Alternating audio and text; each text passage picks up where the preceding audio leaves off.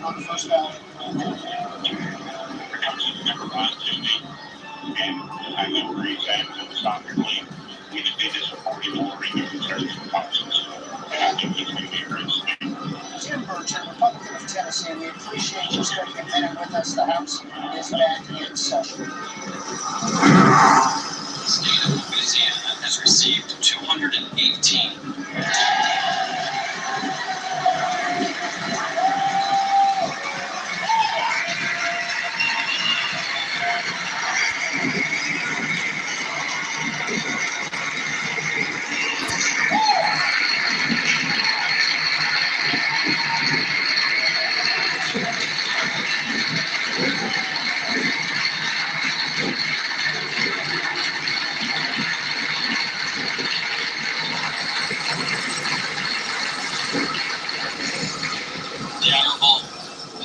Jeffries of the state of New York has received 215.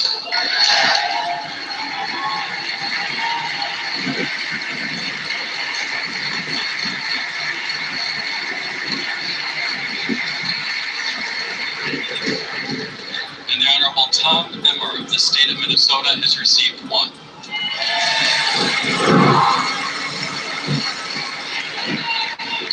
Therefore, the Honorable Mike Johnson of the state of Louisiana, having received a majority of the votes cast, is duly elected Speaker of the House of Representatives for the 119th Congress.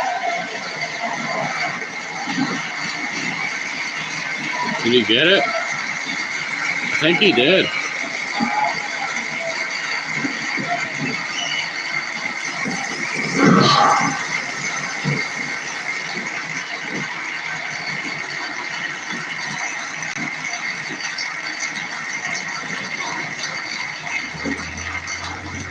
Appoints the following committee to escort the Speaker-elect to the chair. The gentleman from Louisiana, Mr. Scalise. The gentleman from New York, Mr. Jeffries. The gentleman from Minnesota, Mr. Emmer. The gentleman from Massachusetts, Ms. Clark. The gentleman from Michigan, Mrs. McLean.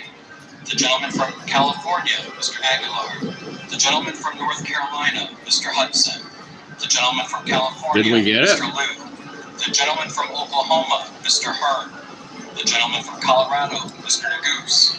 The gentleman from Utah, Mr. Moore. The gentlewoman from Washington, Ms. Belmenic. The gentlewoman from Indiana, Mrs. Houchin. The gentleman from New York, Mr. Morelli. The gentleman from Pennsylvania, Mr. Reschenthaler. The gentlewoman from Michigan, Mrs. Dingle. And the members of the Louisiana delegation, Mr. Higgins, Ms. Letlow, Mr. Carter, Mr. Fields. Oh my God, did we get it? Will retire from the chamber Oh my God. The Speaker-elect to the chair. Dude, what's going on?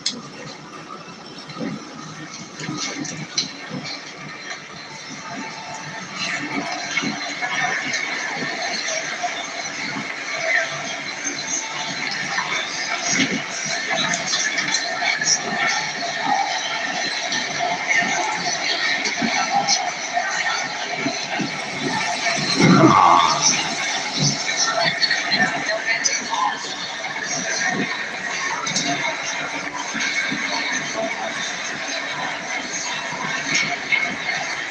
Dude, what's going on?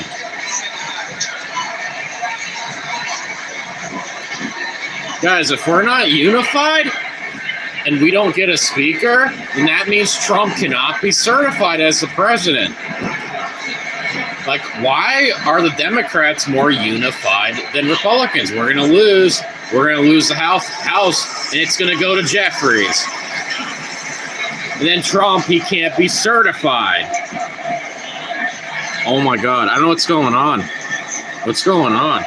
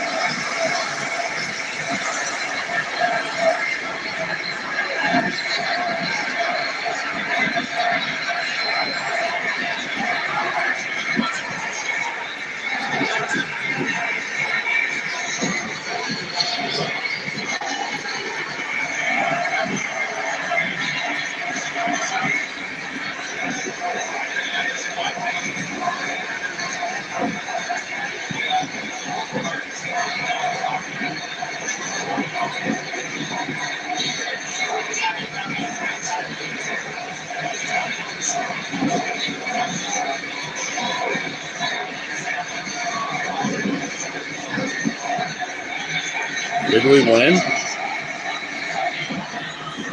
Did we get a...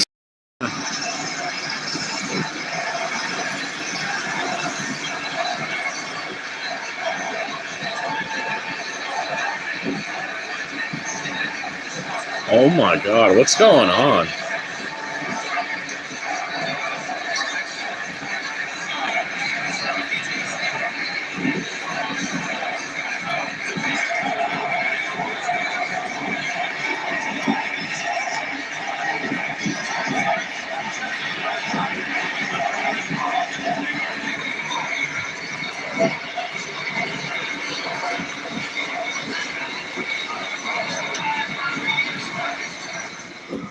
And you watch live coverage of the opening day of the 119th Congress. It's January 3rd, which is a constitutional date when Congress, the new Congress, passes to elect a speaker and go into business.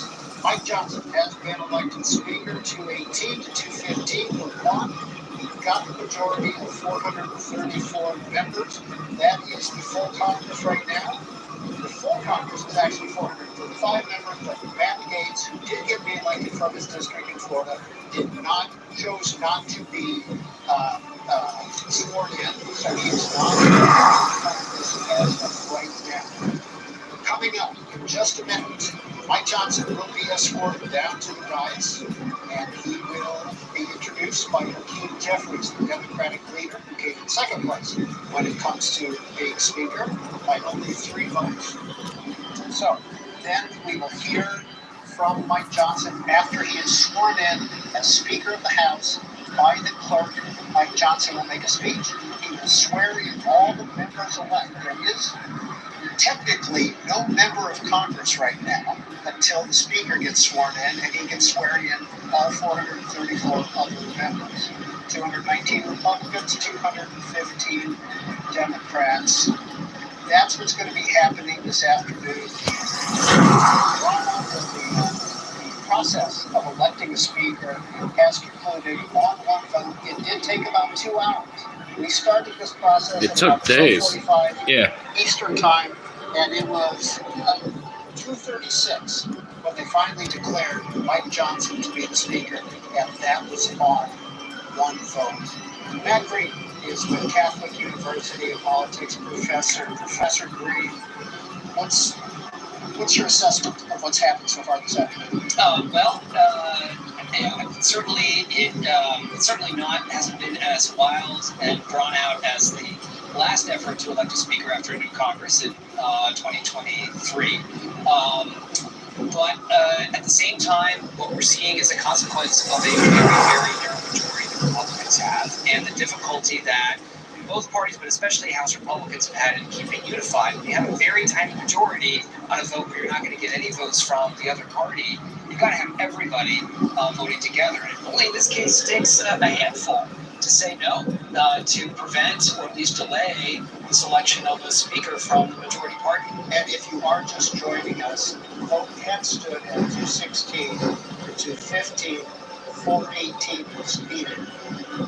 3 members voted for other people. He promised that he was not going to vote for Mike Johnson all along, so he was already taken out of the equation. He voted for the majority leader, Tom Emmer.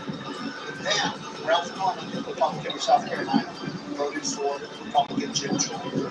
Keith himself voted for Republican Byron Donalds.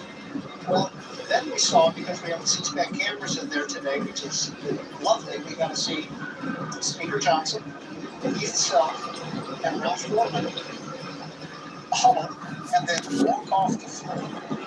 What do you think happened? We heard from Congressman about what he thought happened. Yeah, and so I think what Merchant said makes sense, which is that it was a conversation about what it is they need. What is it they don't need anything from just the general promise to be a certain kind of speaker, to something very specific. It can be bringing a bill to the floor, it can be committee assignments. Who knows? I think we'll probably find out in the days ahead what that conversation was and what promises, if any, were made by Johnson. But Ralph Norman and Keith himself had to walk down to the well, didn't they, to change their votes publicly. Right, and that's a very important point because we also had, I think, 7 Republicans choose not to vote when their name when their name first came up, which meant they would be called again.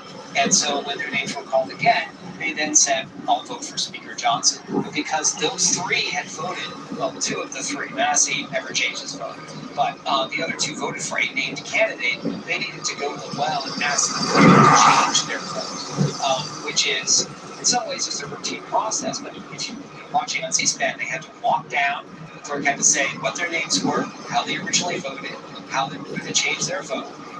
So it takes a bit more of an effort, and that's why Johnson had to go to the back room and have a conversation with them. I remember, and maybe you were too young to remember this, but it was in '94, I believe it was, Bill Clinton was president. Marjorie Margolis-Lesbinsky cast a vote on the budget tax bill, and she was basically sent out. They left the Democrats in control. They left the floor open. She had to walk down to change her votes, and did not win re-election. She changed her vote in support of this tax bill. So it's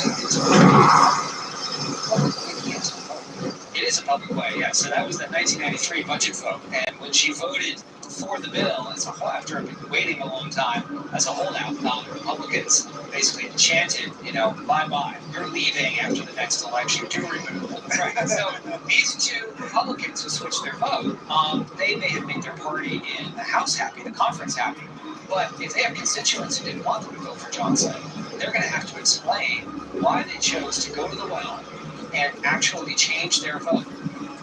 And so that's why, I think you generally don't want to do that if you can avoid it, because it does put a great deal of attention, a spotlight on why you chose to change your vote. And both Keith himself and Ralph Norman, as well as Tom Massey, and these Yes, but the politics that we have now, safe means safe from the other party, but not necessarily safe in the primary election. So that is where you still have to worry as an incumbent that you could lose re-election. Who was the longest serving speaker? The longest serving speaker was Sam Raymer, who first became speaker in 1941, and then served off and on until his death in 1961. Democrat from Texas. Democrat from Texas. What was his special power? He had a lot of special powers, but he was a very good fit for the nature of the House and the Democratic caucus at the time. He was very good at negotiating. He was very good at sort of balancing the different wings of his party, the Northern Liberal wing, the Southern Conservative wing. Part of that was discussions and conversation. Part of it was making sure that the Southern wing had sufficient influence in terms of sitting on committees and being chairs of committees. It also meant keeping certain things off the House floor that would divide his party, particularly civil rights, until, not in his entire speakership, but for much of his speakership, trying to avoid the kind of public fights that would divide the party and give the Republicans leverage. There was a speaker in the 1920s who was married to Alice Roosevelt. I think we got it. Joseph Logan's named after, right? Nicholas Logan. Right. Was he an impactful speaker? He was. He didn't serve as long as folks like Rayburn, or I should mention also Pelosi also served as speaker for quite a long time. But in terms of his ability to govern the House, he was fairly adept at it. He also, interestingly, was part of negotiations for a protracted battle for speaker in the 1920s. Not his race for speaker, but for, I believe it was Gillette was the Republican nominee, and there were a progressive bloc in the Republican conference who didn't want to vote for him. So he was part of the negotiations to try to get them successfully to vote for the Republican nominee. Well, there are 3 House buildings on the other side of the Capitol. We've talked about Mr. Rayburn. He has a building named after him, Mr. Longhorn, and then Mr. Canna. We'll find out about Mr. Canna a little bit later.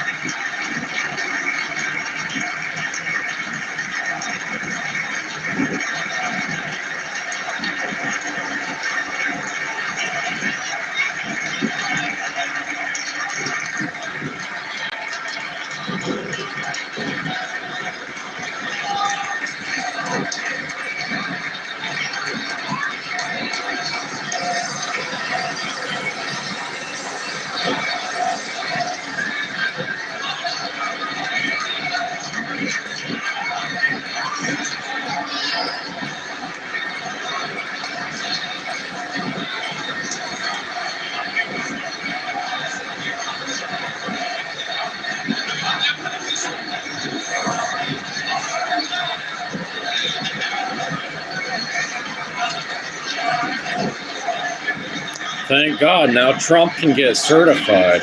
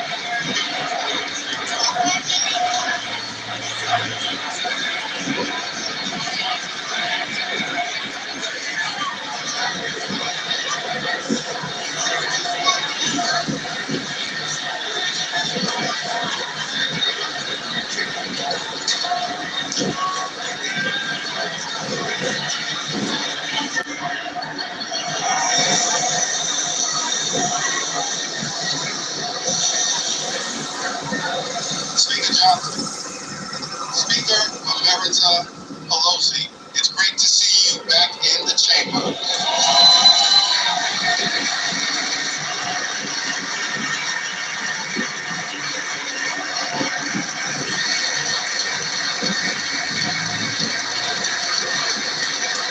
Whip Clark, Chairman Aguilar, thank you for your kind and generous words of nomination. To my colleagues in government, new members of Congress, families, friends, all those assembled. It's a high honor and a distinct privilege to welcome you to the People's House and the 119th Congress. The Bible teaches us in Ecclesiastes, the 3rd chapter, 1st verse, that for everything there is a season and a time for every matter under heaven. It's fair to say that in a democracy, there's a time to campaign and a time to govern. The election is over. This is a new Congress. The American people need us as their elected representatives in this season to put down our partisan swords and pick up bipartisan plowshares. It's time for us to come together,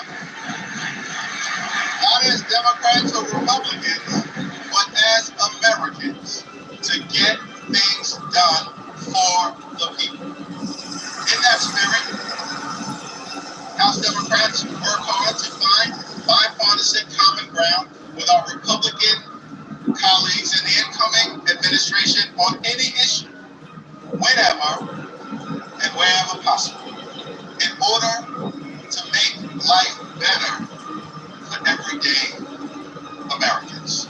For far too long in this country, the cost of living has gone up, but the size of the middle class has come down. Housing costs are too high. Grocery costs are too high. Child care costs are too high. Insurance costs are too high. Utility costs are too high. America is too expensive. There are far too many people in this great country who for decades have been struggling to live paycheck to paycheck. That is not acceptable in the wealthiest country in the history of the world. We need to build an affordable economy for hard-working American taxpayers, and we need to build it now. It's time for us to come together and finally lower the high cost of living in the United States of America once and for all. Yeah.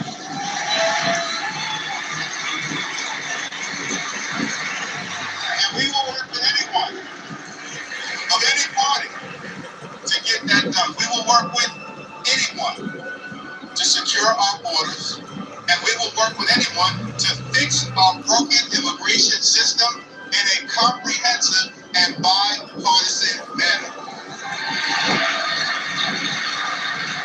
At the same period of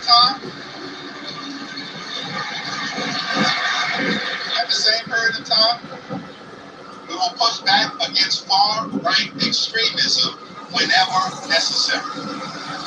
So let me be clear. Social Security and Medicare are not entitlement programs. They are earned benefits.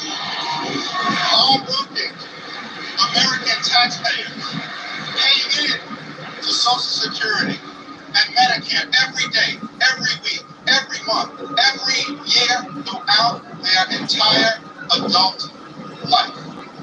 They earned those benefits, worked hard for those benefits, and deserve those benefits. So as Democrats, our promise to the American people is that we will fight hard to make sure that no one in this town takes away Social Security or Medicare from the American people. Not now, not ever, no means never.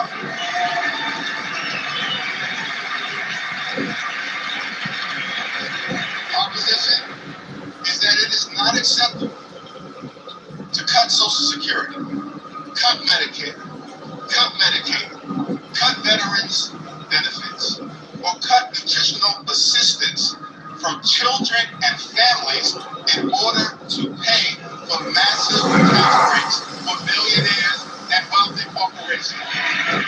Us Democrats will fight on to protect working class Americans and the things that matter to them, not the wealthy, the well-off, and the well-connected.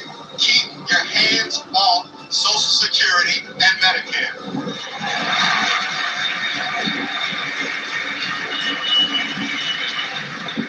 Over the last 4 years, it's been a great honor for us to work alongside President Joe Biden and Vice President Kamala Harris, whose administration rescued the economy from a once-in-a-century pandemic, delivered historic infrastructure investments, created more than 15 million good-paying jobs, enacted common-sense gun safety legislation for the first time in 30 years, provided life-sustaining health insurance to veterans suffering from toxic exposure, championed the largest investment in combating the climate crisis in the history of the world, which we will defend, and brought down the high price of life-saving prescription drugs for millions of Americans. Thank you, President Biden and Vice President Harris, for your powerful, principled, and purposeful public service. Thank you.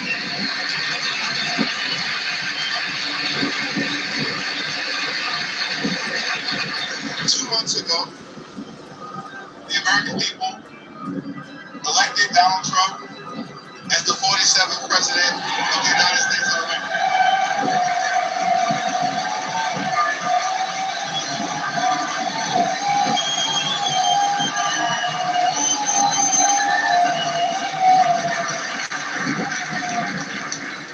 Thank you for that very generous applause. It's okay. There are no election deniers on our side of the aisle.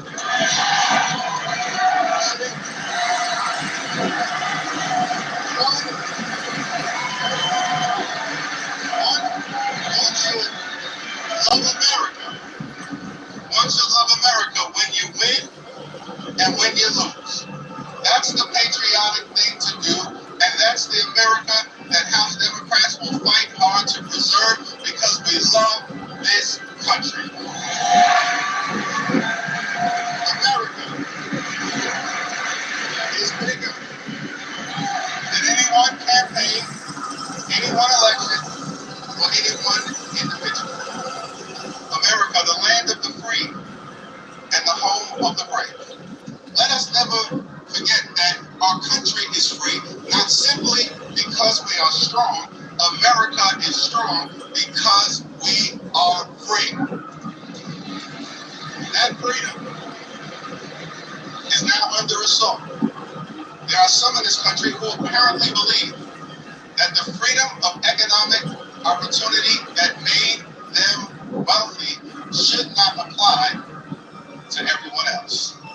Our message to that crowd is simple. Democrats will never abandon the long walk toward freedom. We will fight hard to defend the freedom of opportunity that makes the American dream possible. We will fight hard for the freedom to vote and to fight for a government of the people, by the people, and for the people. We will fight for the freedom to organize and join a union of your choice. We will fight to defend the free enterprise system. We'll work hard to make sure that it actually works for working class Americans. And we will always defend a woman's freedom to make her own reproductive health care decisions. America promises one nation, under God, indivisible, with liberty and justice for all. That's the America House Democrats will fight hard to preserve. God bless you. God bless the House of Representatives. May God continue to bless the United States of America.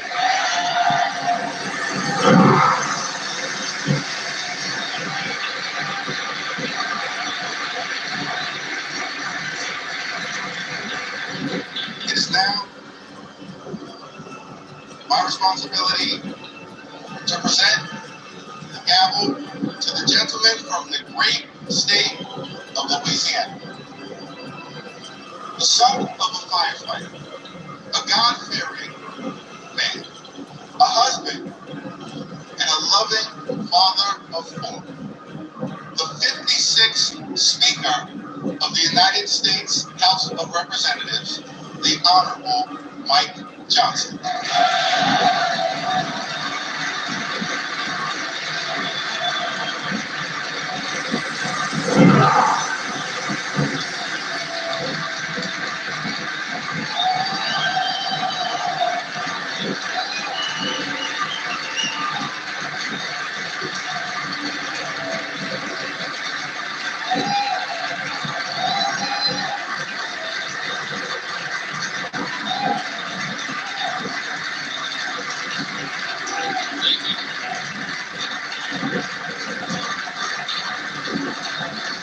Thank you so much. Thank you, Leader Jeffries, all of our treasured colleagues here in the House. I'm grateful for this nomination. I'm grateful for this election, for the confidence this chamber has placed in me. It is the great honor of my life to serve this body with all of you. Of course, these are difficult days in our home state, Louisiana, where I come from. We all know about the terrorist attack in New Orleans, and it's really shaken our state. People are reeling from that attack. It took the lives of 14 innocent people and it injured dozens more. And I wanted to begin appropriately today. If we could, I'd ask you all to join me in a moment of silence for the victims of this horrific act.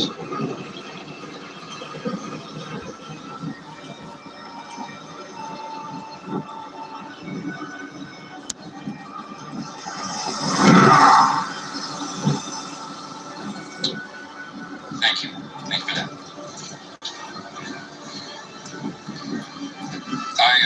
I believe in giving honor where honor is due, and all of us do well to honor our spouses. My wife happens to be here this time. She didn't make it the last time. It happened a little sudden. Kelly, would you stand up here in the gallery? Thank you.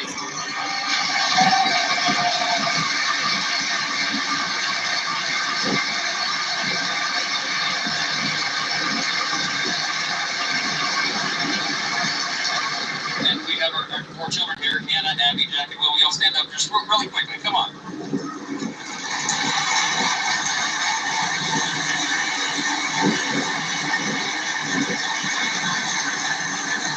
I wanted to do that. All of us recognize that there are no perks to being a congressman's kid, right? It's all sacrifice. And our spouses put up with so much, endless hours of travel and all the responsibilities upon us. And we're good to remind them how important they are to us and how we could not do the job without them. And so it's appropriate for all of us to do that. Thank you. Thank you, guys.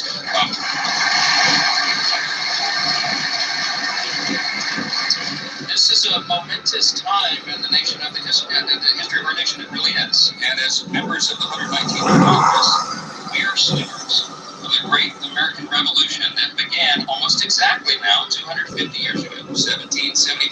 1776. It will fall at the time of this Congress, the great anniversary.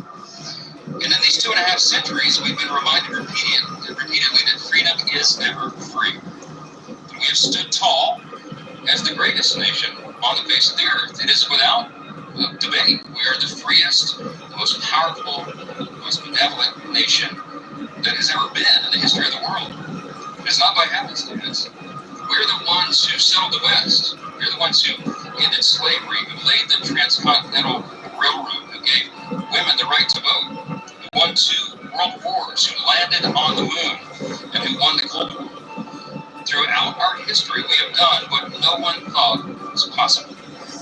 Still, at 250 years old, our nation is actually a young nation. This past fall, I had an opportunity to go to the G7 speakers meeting. It was held in Italy. It's the only international trip I took as speaker over the last 14 months because I didn't have time to do it. But it was a quick 3-day jaunt, and met with my colleagues, the speakers of the other parliaments, the great governments around the world. And we talked about that, how really special America is, how unique we are in our place on the globe, and how important it is for us to maintain it. And as I talked to these colleagues from around the world, I thought our closest allies, who recognize how important we are, how important this body, this house is. I thought about how is it that such a young country has become so exceptional, so singular in its importance, that today stands as the world's leader in liberty and the economy and culture.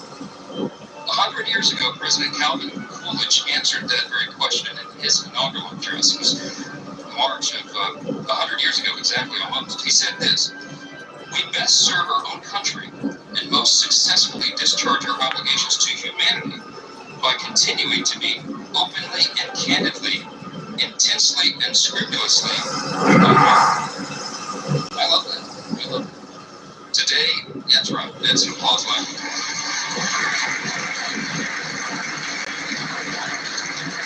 Today, my friends, our nation is the envy of the world. Why? Because we have been marked by a spirit and a people who are explicitly that. We are explicitly American. We don't try to be like other nations, and we recognize that a strong America is good for the entire world. And everybody around the globe knows that. That's right.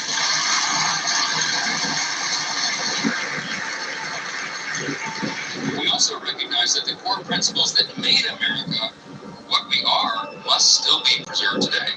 The principles, I call them the 7 core principles of American conservatism, but it's really the 7 core principles of the nation. It's individual freedom, limited government, the rule of law, peace through strength, fiscal responsibility, free markets, human dignity.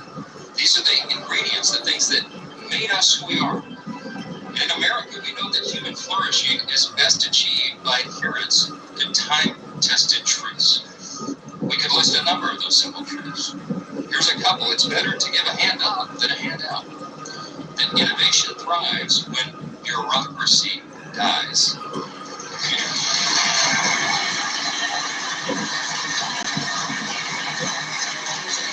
The simple truth that it is parents, families, and not administrators that must be in charge of their children's education.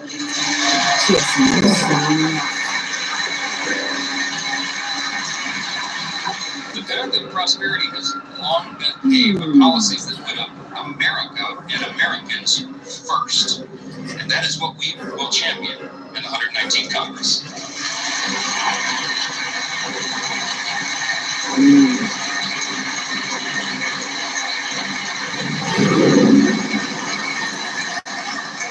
We have a mandate.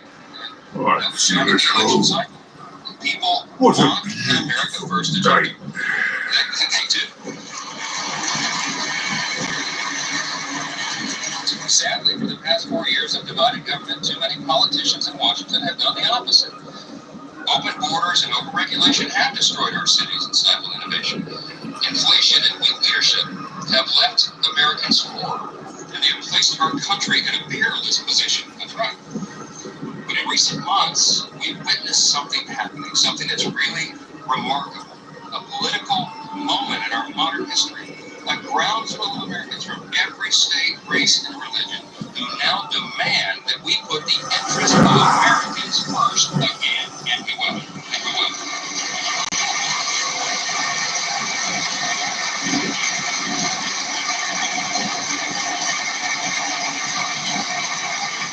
This is a powerful new coalition of our country. It's a coalition that insists that we purge the policies of America last and we bury them in the graveyard of history's mistakes, because it was a big mistake. To that end, this Congress will renounce the status quo and we will listen to the voices of the people. We will act quickly and we will start by defending our nation's borders. That's the number one priority.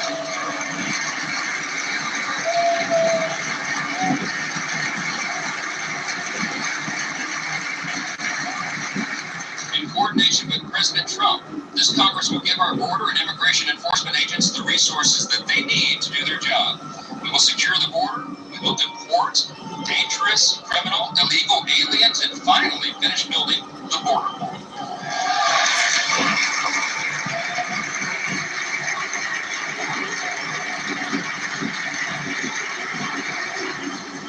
You said you'd work with us on that, Hakeem. I'm counting on it.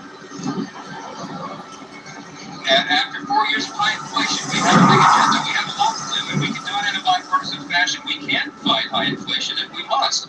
We'll give relief to Americans, and we'll extend the Trump tax cuts.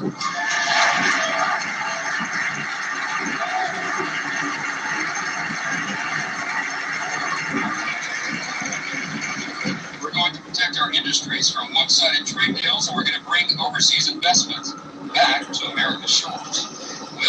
That's right. We'll defeat the harmful effects of inflation and we'll make life affordable again for America's hardworking people. All right. Yep, that's good. As leaders of a nation with vast natural resources that God has blessed us with, it is our duty to restore America's energy dominance. That's what we'll do.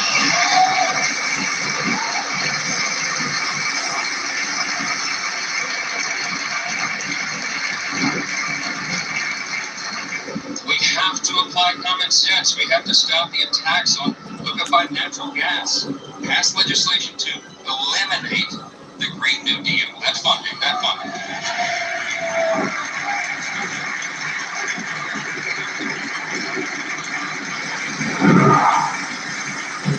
We're going to expedite new drilling permits. We're going to save the jobs of our auto manufacturers, and we're going to do that by ending the ridiculous EV mandates.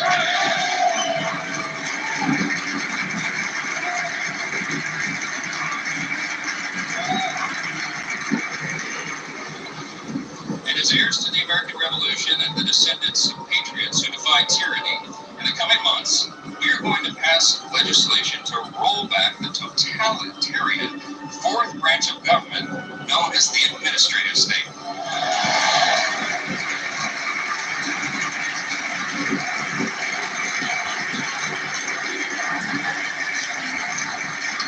We're going to drastically cut back the size and scope of government. We're going to return the power back to the people.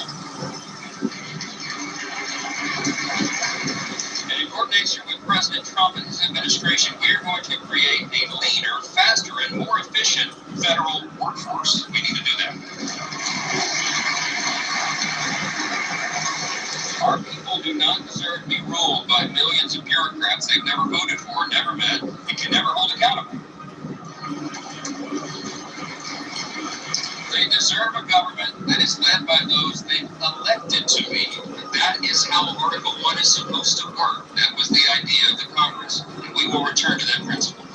The American people have called on us to reject business as usual and throw out the status quo. We must and we will heed their call.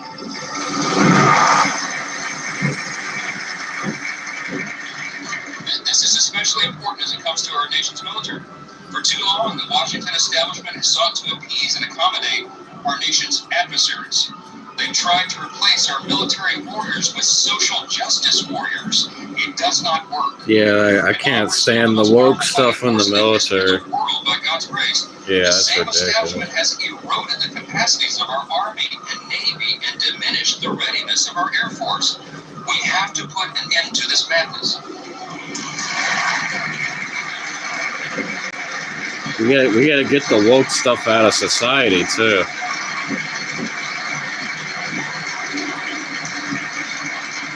My friends and my colleagues, I think we should all unite in this idea. It is time now to reinstate fear in our enemies, refocus our mission on lethality, and realign our commitment to peace through strength right now.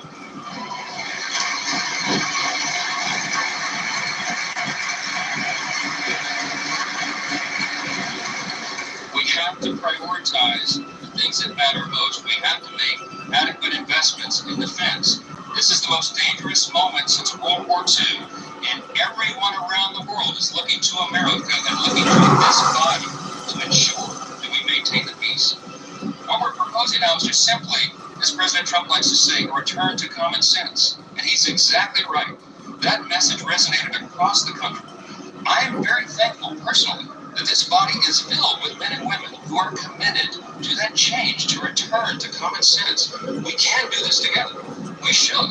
It is our responsibility to do so.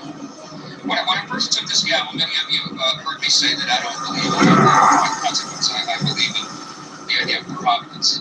This morning, I participated with many of you early this morning in the 119th Congress Interfaith Prayer Service. It was held at St. Peter's Catholic Church. Many of you were there. It was an ecumenical service with and a bipartisan service, which was great. My good friend Jeffries began by reading the Old Testament. He read out of Deuteronomy 10. And then I was asked to provide a prayer for the nation. I offered one that is quite familiar to historians and probably many of us. It said right here in the program, it says right under my name, it is said each day of his 8 years of the presidency and every day thereafter until his death, President Thomas Jefferson recited this prayer. I want to share it with you here at the end of my remarks, not as a prayer per se right now, but as really as a reminder of what our third president, the primary author of the Declaration of Independence, thought was so important that it should be a daily recitation. My dad prayed to God a lot in his final days, and it didn't do fuck all. Almighty God, who has given us this good land for our heritage, we humbly beseech thee, that we may always prove ourselves a people mindful of thy favor and glad to do thy will. Bless our land with honorable ministry, sound learning, and pure manners. Save us from violence, discord, and confusion, from pride and arrogance, from every evil way. Defend our liberties and fashion into one united people the multitude brought hither out of many kindreds and tongues. Endow with thy spirit of wisdom those whom in thy name we entrust the authority of government, that there may be justice and peace at home, and that through obedience to thy law we may show forth thy praise among the nations. In time of prosperity, fill our hearts with thankfulness. Suffer not our trust in thee to fail, of which we ask through Jesus Christ our Lord. Amen. That was Thomas Jefferson's prayer.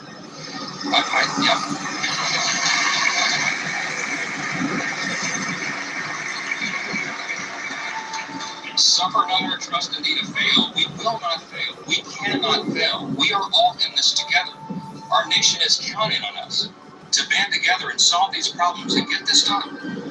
I've said before that I believe God has elevated each one of you, as is my belief, to your positions of leadership. And it's an act of providence that you've all been placed in your specific roles in this specific moment at this historic time, at the 250-year inflection point of the greatest nation in the history of the world. It's no small thing. We're also witnesses to the providence that spared our incoming president, President Trump, from the assassin's bullet, remarkable as that was, and to the new coalition of risen from every creed, color, and cul-de-sac who want us to rule. Our people are asking for a thriving economy and a rebuilt middle class and strong borders and a strong military, and we can deliver them. See, these objectives and these aims don't have an R or an USA. That's what we're about.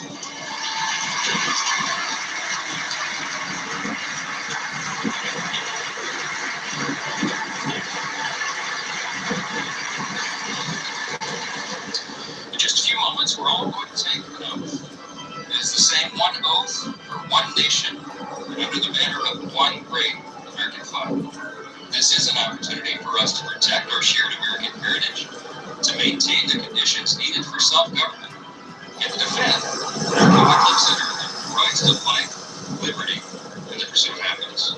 Working together, we have the potential to be one of the most consequential Congresses in the history of this great nation. So long as we work together, we do the right thing, and we put America first. As we think about all we've accomplished in the past 250 years, we can only imagine what life will be like 250 years from now. Whatever the future may look like, if we do our jobs now, we can help ensure that our civic virtues will endure. That this nation will still be an example to all the world for its greatness and its example of self-government.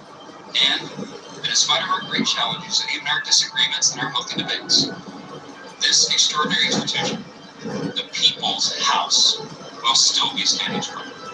Thank you all so much, and God bless America.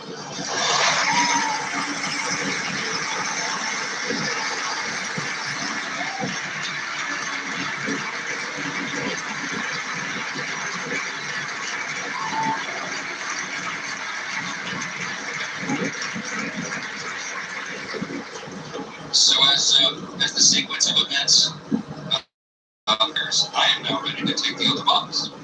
I ask the Dean of the House of Representatives, the Honorable Harold Rogers of Kentucky, to administer the oath.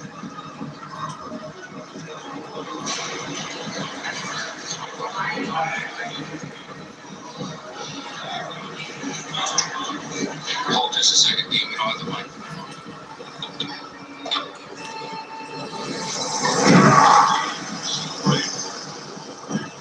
Our shared self-rule.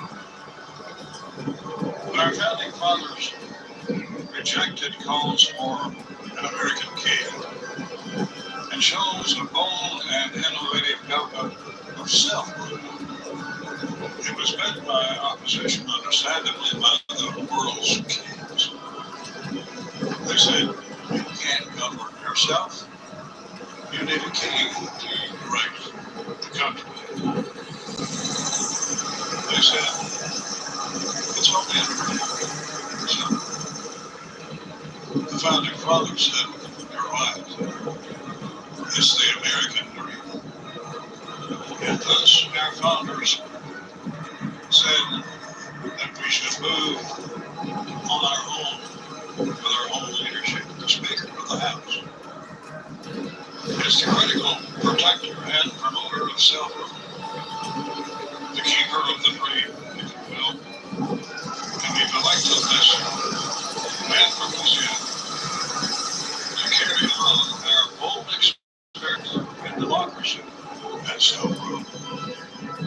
So, sir, if you're ready to assume this awesome responsibility, please raise your right hand.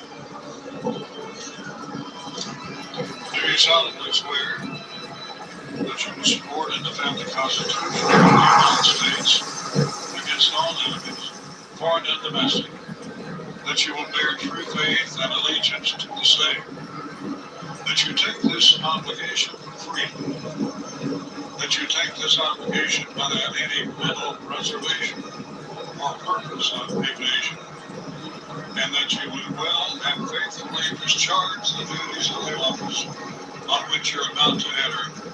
So help you God. Congratulations, Mr. Speaker.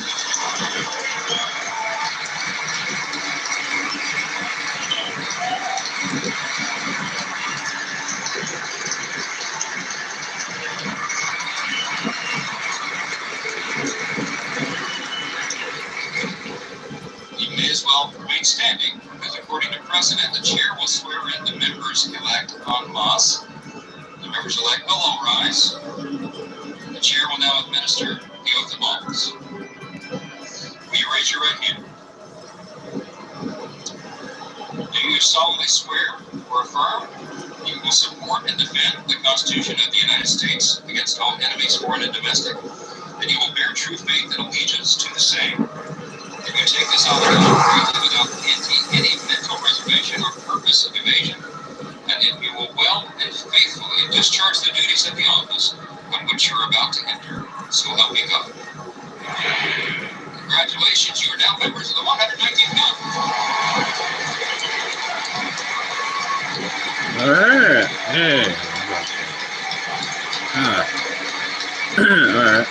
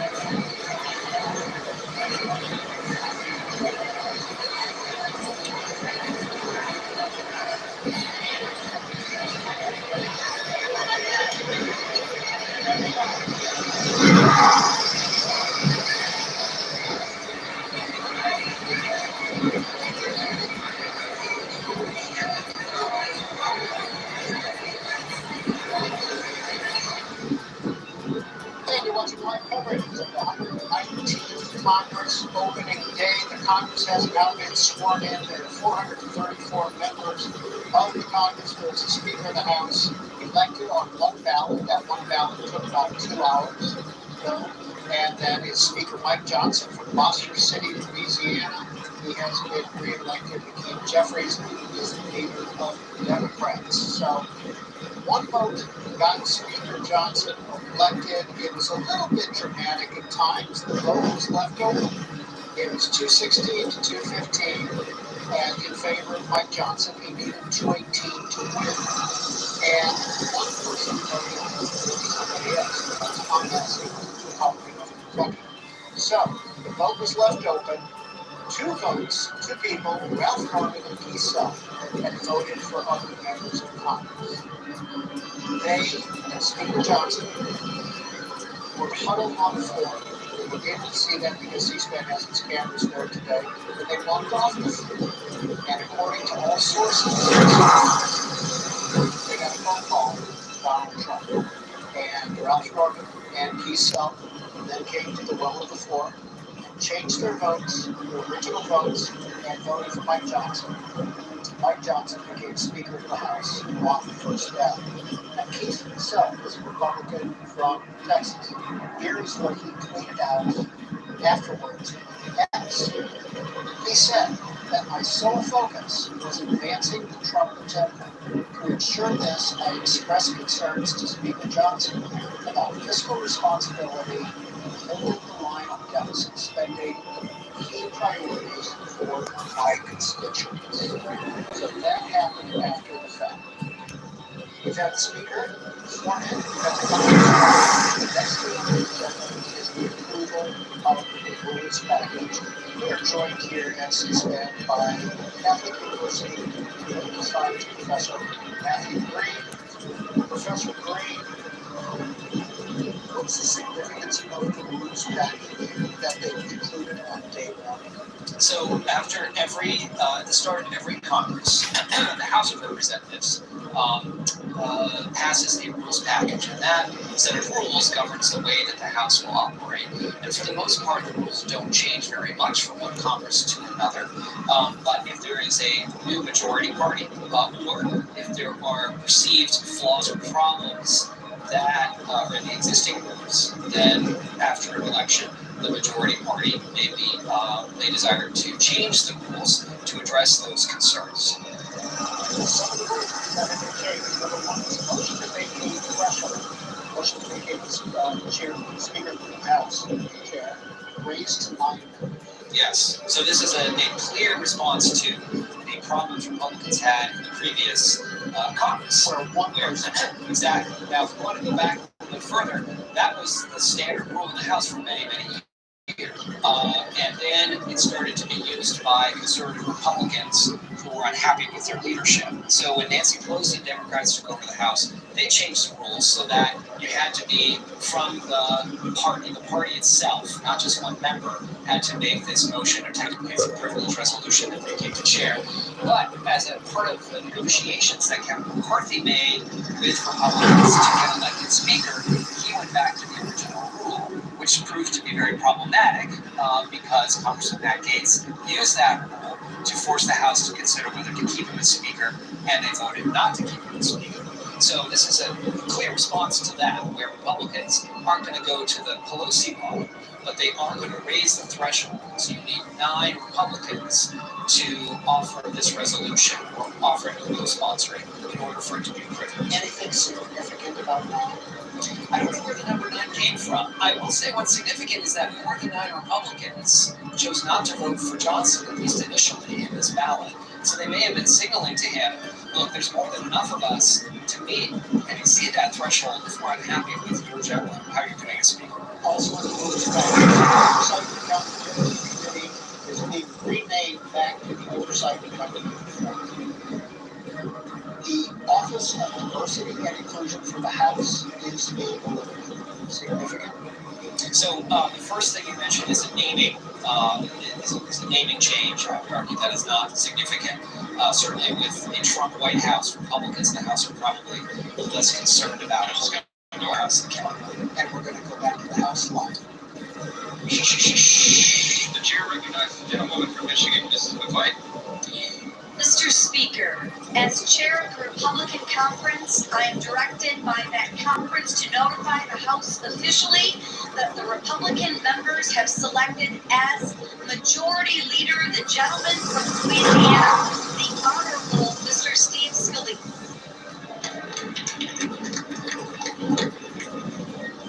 Recognize the gentleman from California, Mr. Aguilar.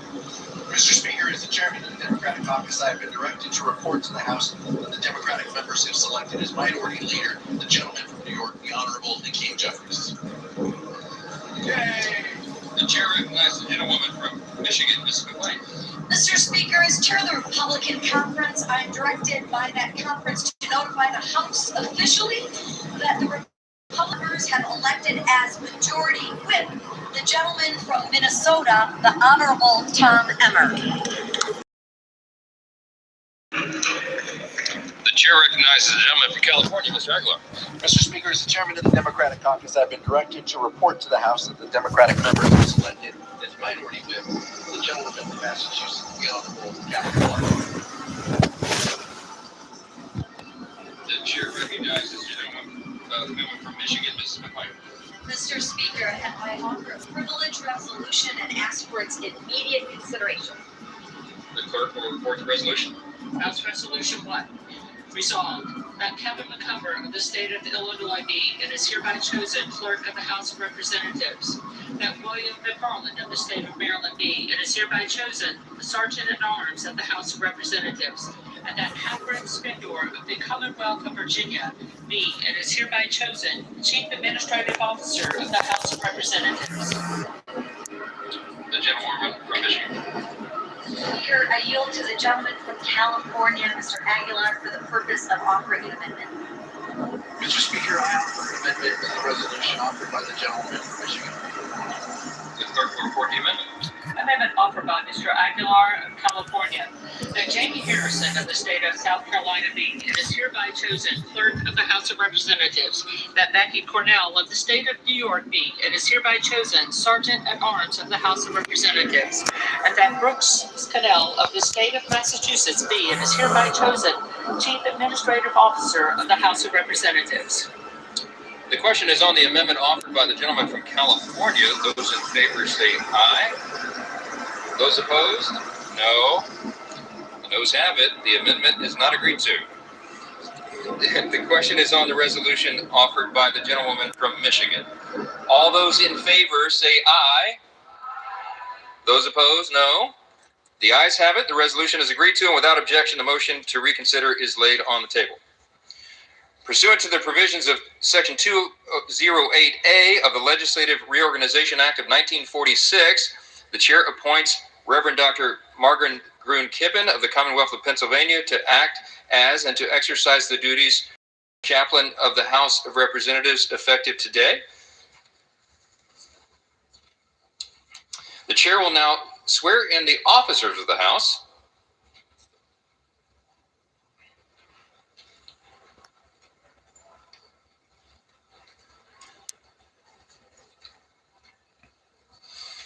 Will you raise your right hand? Do you solemnly swear or affirm that you will support and defend the Constitution of the United States against all enemies, foreign and domestic, that you will bear true faith and allegiance to the same, that you take this obligation freely without any mental reservation or purpose of evasion, and that you will well and faithfully discharge the duties of the office on which you are about to enter, so help you God? Congratulations.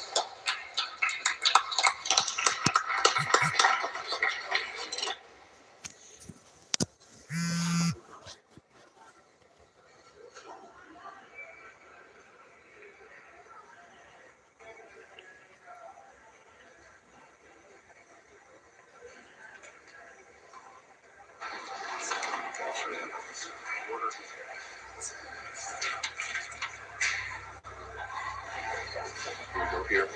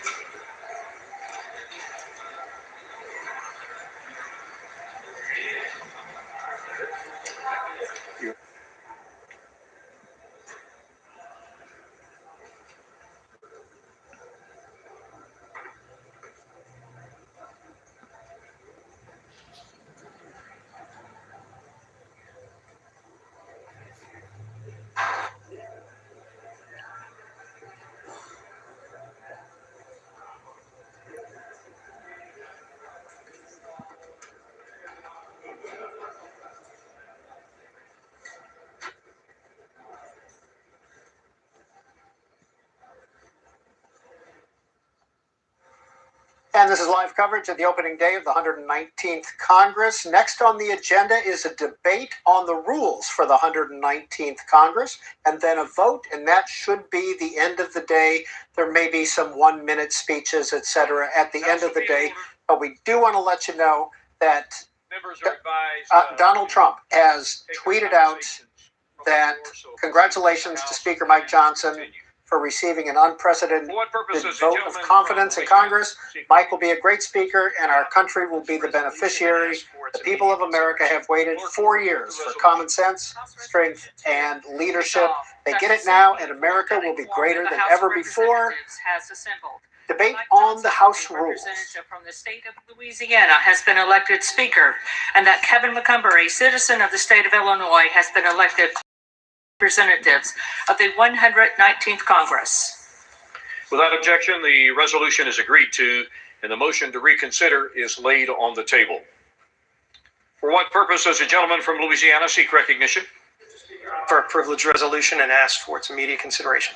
The clerk will report the resolution. House Resolution 3, resolved that a committee of 2 members be appointed by the Speaker on the part of the House of Representatives to join with a committee on the part of the Senate to notify the President of the United States that a quorum of each House has assembled and Congress is ready to receive any communication that he may be pleased to make. Without objection, the resolution is agreed to, and the motion to reconsider is laid on the table.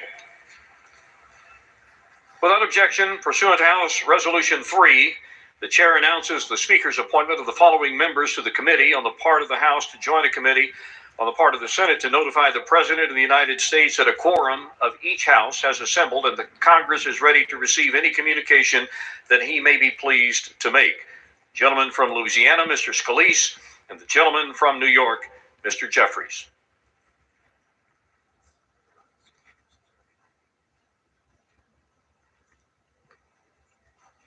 For what purpose does the gentleman from Kentucky, Mr. Rogers, seek recognition? Mr. Speaker, I offer a privileged resolution and ask for its immediate consideration. The clerk will report the resolution. House Resolution 4, resolved that the clerk be instructed to inform the President of the United States that the House of Representatives has elected Mike Johnson, a representative from the state of Louisiana, as Speaker, and Kevin McCumber, a citizen of the state of Illinois, as Clerk of the House of Representatives of the 119th Congress. Without objection, the resolution is agreed to, and the motion to reconsider is laid on the table.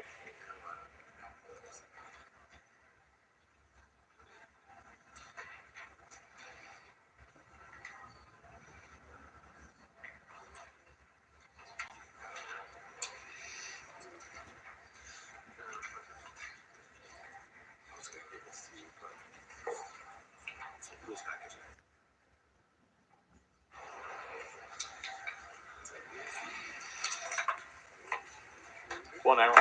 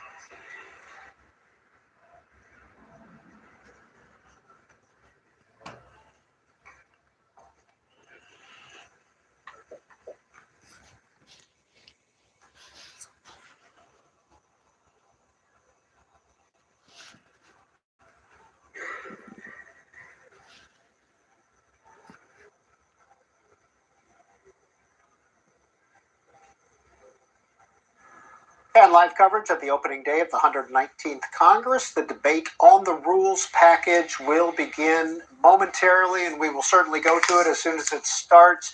We talked about the motion to vacate. The threshold is up to 9 members. We talked about the renaming of the Oversight and Accountability Committee back to the Oversight and Government Reform Committee. Some of the other rule changes that are coming up.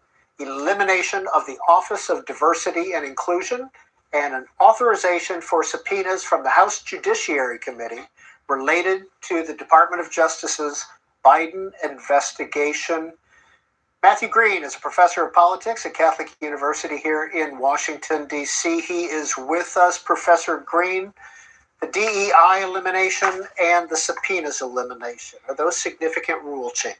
I guess it depends on your perspective. I think the DEI certainly reflects the view of the Republican Party at large. We're skeptical of DEI initiatives. So, whether that is a good or bad thing, I think it's not surprising that the Republicans would do that. As far as the DOJ, this certainly suggests that the House Republicans are going to continue their investigation into Biden, the Biden family, how the Biden family was investigated. Whether that's sustained or not is unclear, because technically Republicans have majority in the House, majority in the Senate, and the White House. And so whether they want to focus on that as opposed to other issues that might be important to the Republican Party with unified control of government, it's hard to say. When we were talking during the break, you mentioned that there was another rule about privileged resolutions that was significant to you. What was that?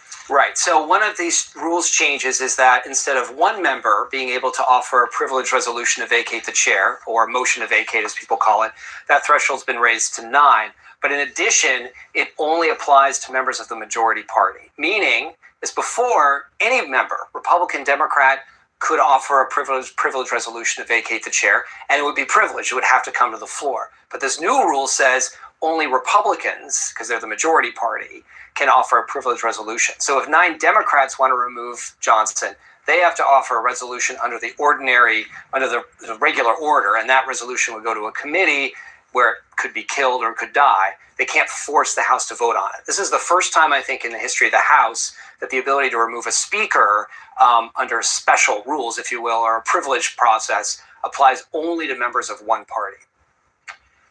That debate on the rules package will begin momentarily, and that should be the end of business for the House of Representatives today. They will be back on Monday. Monday is a significant day, January 6th as well. What's going to happen? Big day. Well, that is the electoral college votes are counted, and that's when they're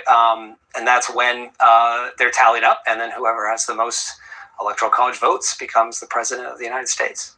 And does the Speaker have a role in that? So the Speaker does preside over the House during that process, which was why a number of people were concerned that if Johnson did not win this vote today, the House would not be able to proceed with its constitutional duty to count the ballots and determine who the winner was. That probably was not the case, but that's one of the things that made this vote so significant for Speaker. In the counting of the ballots, does the Senate have a role? So the members are there, the House and Senate, and actually it is a bicameral process. So Senate it's not comes just over the to the House. Right, exactly, yeah. So there is a formal process, and I believe if I remember correctly, the Vice President is there who's counting the ballots. So Vice President Harris will be presiding over the counting of the ballots. Al Gore did that in 2000, I believe, after he lost the presidency. Richard Nixon in 1960. Same thing. It's a little awkward when you ran for president. That's kind of a tough assignment, isn't it? We've been watching Kamala Harris over on C-SPAN 2 with the greeting the new members and having pictures taken, the new members of the Senate, and kind of probably a tough assignment. Yes, but that's the beauty of our democracy, that if you lose an election, you still have to follow the rules, and this is a process that you have to follow, even if it means you are literally presiding over your own election loss. 12 new senators, 63 new members of the House of Representatives out of a total of 435 seats, 15% or so. I hope I did my math almost correct, about 15% turnover in the House of Representatives, 33 new Democrats, 30 new Republicans. There are 150 women in the House of Representatives, again, 435 total, which we learned from a reporter earlier is a record. And there's a record number of Republican women. There's also over 100 veterans in the current Congress. So just want to share those tidbits with you as we go. We're going to return to the House of Representatives and the rules package debate to begin momentarily.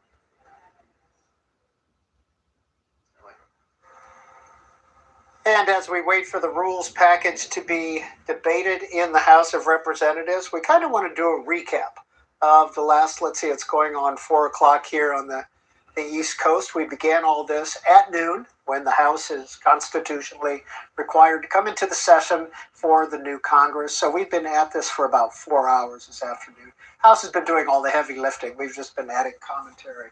And I'm glad you've been with us. And it's always fun on opening day and big events like this when we get to put our own C-SPAN cameras and our own C-SPAN crews on the floor of the House, because then we get some different angles and different shots that you don't always see. And for the most part, the cameras are controlled by the House of Representatives, except on these special days. So we appreciate the Speaker allowing us to put our cameras in there, and I hope you have noticed that we're getting some unique and fun shots. Matthew Green has been with us all afternoon as well. He is with Catholic University, political science professor. Professor Green, we saw some pretty unique stuff going on throughout. We saw a lot of lobbying. We saw Speaker Johnson talking with members. We saw some of the members caucusing. Tom Massey, who was the only no vote on the Republican side in the end, who voted against Speaker Johnson, talking with Marjorie Taylor Greene. And according to a tweet that came out, Marjorie Taylor Greene, when she was on her phone, I don't know if you were watching then, but if you were, she was on her phone, she was talking with Susie Wiles, who is President-elect Trump's chief of staff, according to several news report. She was on the phone with Susie Wiles. At one point, we saw two of the dissenters, Ralph Norman and Keith Self, walk off and first huddle and then walk off with Speaker Johnson. According to several news sources, President Trump called and talked to both of those members, who then came down and changed their vote. In a historical sense, how would you rate today? It was pretty strong. I'm sorry. I gave, that was one of those questions that, you're just kind of a prop for me, and I apologize. I mean, it's important. It's significant. It's very unusual in the history of the House to have either an election where no one is elected speaker, or it is a delayed process, as we saw with these negotiations happening in the cloakroom. We ended up having Johnson elected on the first round, which is the norm for contemporary congressional history. But we had 7 Republicans initially refused to vote, 3 who voted for someone else. So there was this. It took longer than usual. It was also this negotiations that were happening as well. And I was going to second the fact that I think that the ability of C-SPAN to have their cameras showing all these different angles is a real blessing. And I would wish that this was the norm in the House of Representatives, because it really helps the American people who are watching see politics in action. Well, as political viewers know, President Trump endorsed Mike Johnson for Speaker prior to today. And then when Mike Johnson and Ralph Norman and Keith Self, 2 Republican members, walked off into the cloakroom, several news sources are reporting that President Trump called and talked with both Keith Self and Ralph Norman. This is after the Speaker election was finally finished. The result was 218 for Speaker Johnson, 215 for Hakeem Jeffries, the Democratic leader, and 1, Tom Massey's vote, for the Republican whip, Tom Emmer of Minnesota. Here is the Truth Social post by Donald Trump. Congratulations to Speaker Mike Johnson for receiving an unprecedented vote of confidence in Congress. Mike will be a great speaker, and our country will be the beneficiary. The people of America have waited 4 years for common citizenship. They'll get it now, and America will be greater than ever before.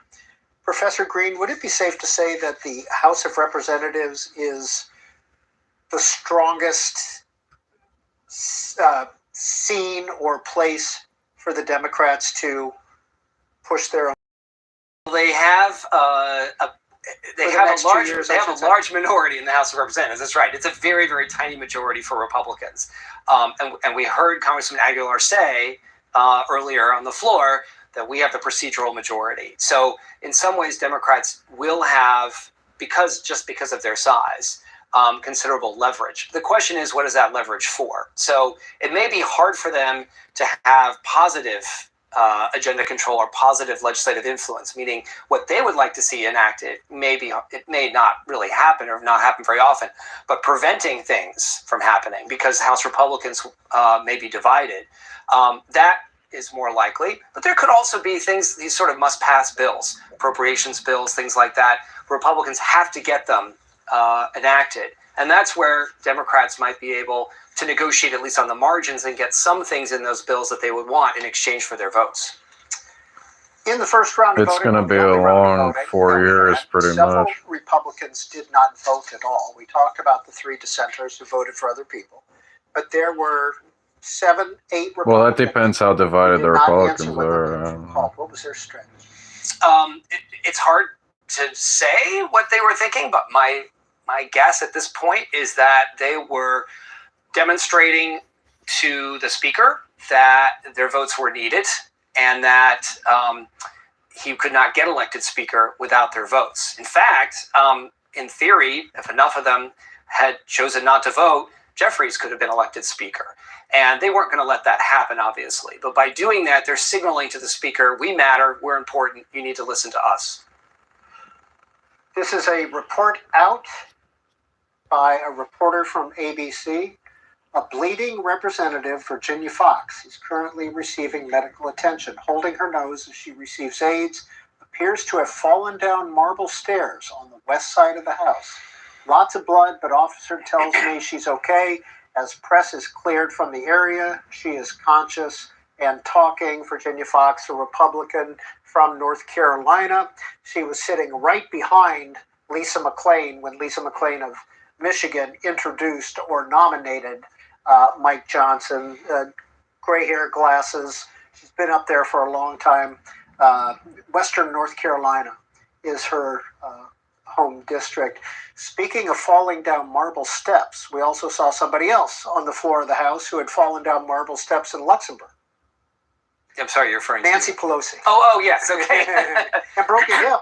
Right, and so Pelosi she was injured. She was able to come back to the floor of the House. But I think what these two incidents have in common is the fact that when you have a very, very small majority or a very narrow margin between the two parties, the health of your members matters, their ability to come and vote. So maybe Johnson won this vote today and was speaker, but if he has a few members who can't come for whatever reason, health reasons or whatever, and all members of the Democratic Party show up, he won't have a working floor majority. And so this is one of the stresses that come with the job of being speaker with a very, very small majority. But he also has control over the schedule and keeping a vote open, correct? So there is the ability of the speaker to not have things, and the majority party in general keep things from the floor. And yes, this has happened in the past where the majority parties kept the vote open. We just saw that, right, with the vote for speaker in order to get more votes. But keeping a vote open won't help if you have members who are hours away or hospitalized and can't come. And then keeping things from the floor might help in the short run. But if there's an agenda you want enacted, and it needs to be enacted sooner rather than later, and you can't do it because you can't get members to the floor, it's at a minimum an inconvenience, but at worst it can potentially derail your agenda. Matt Green, is it too early to write the history of Nancy Pelosi's speakerships? So every time I have seen a history told of Nancy Pelosi, she goes and does something else that's historic or significant. She is not speaker. She's not going to be speaker again. So I suppose it might be a safer time to try to write the history of her speakership.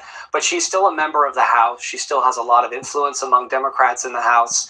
It's entirely possible that she may be a player in some future legislative negotiation that we haven't thought of. According to Kyle Cheney from Politico, Judge Merchant is saying he will sentence Donald Trump on January 10th. How does that add into the conversation of politics and inaugurals and vote counts? This is a wild card. Trump's the legal issues surrounding Trump, both legally and politically. I have a hard time. I'm very hesitant to predict the future when it comes to what Donald Trump will do or what will happen to him. He's such an interesting wild card player in American politics. So I have no idea. Well, let's go back to the House of Representatives.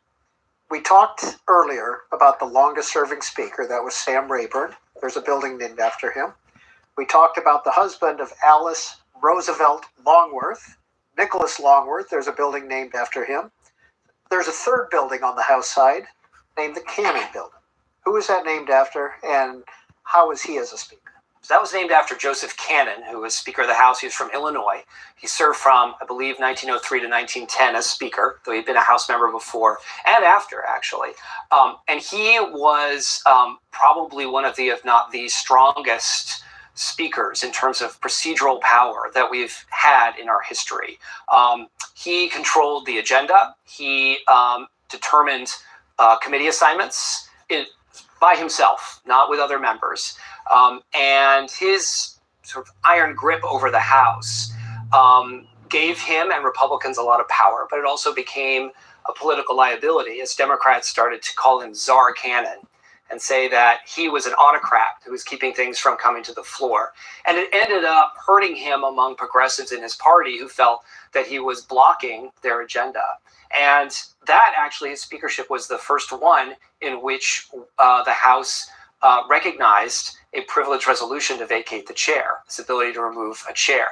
He was not removed, but the House did, by a bipartisan vote, weaken his power. He then called for a privilege resolution or a motion to vacate his position as Speaker, which he won, so he remained Speaker. But the Republicans lost majority in the House after 1910, and Democrats deliberately adopted a model of a speakership that was less centralized than the Cannon model.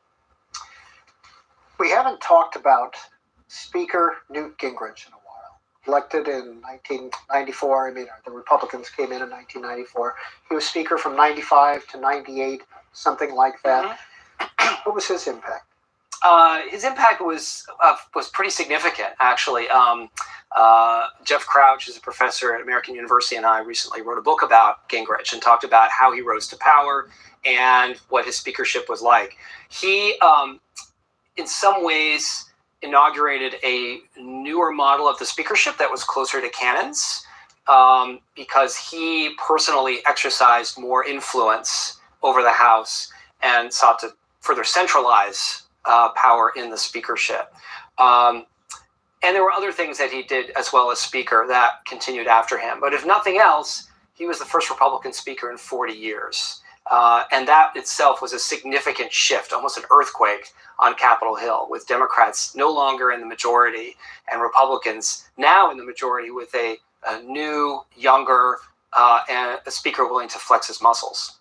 We're still waiting on the House to come back and finish debate or start debate on the rules package for the 119th Congress, but off in the Speaker's lobby is the ceremonial swearing in of members of the House. You can see Speaker Mike Johnson swearing in members. He will go back and forth for all the members who want to have a picture taken with their families. Both D's and R's come, and they did the same thing for Nancy Pelosi as well when she was Speaker. This is a ritual on Capitol Hill. Kamala Harris, who has been doing the same thing in the old Senate chamber in the Capitol on the Senate side. So, and that was happening on C-SPAN too. So let's dip in and watch this for a while, see if they have any chats.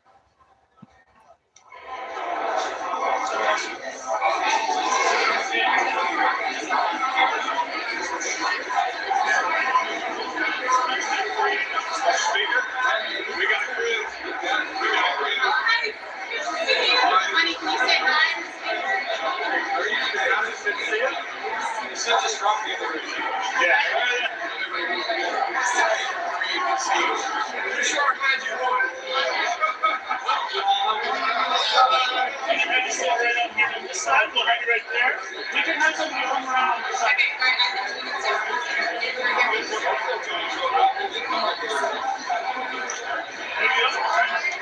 That's stuff. We're gonna have a look at this. Get ready. Ready. 1, 2, 3.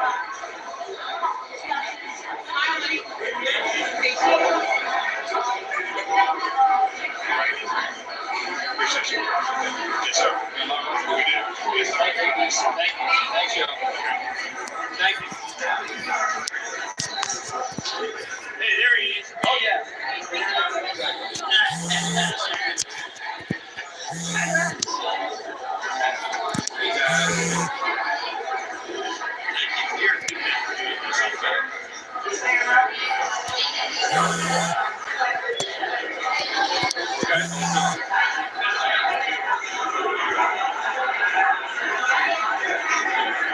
All right. So, I'm gonna make some food. I'll keep that on so I can do it. I'll do it this one.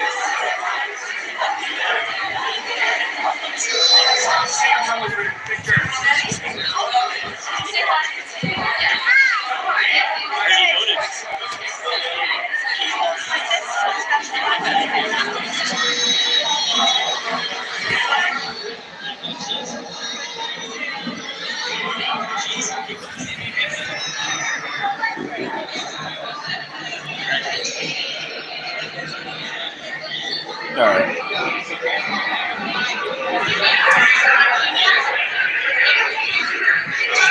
Congratulations. Yeah, Michaela.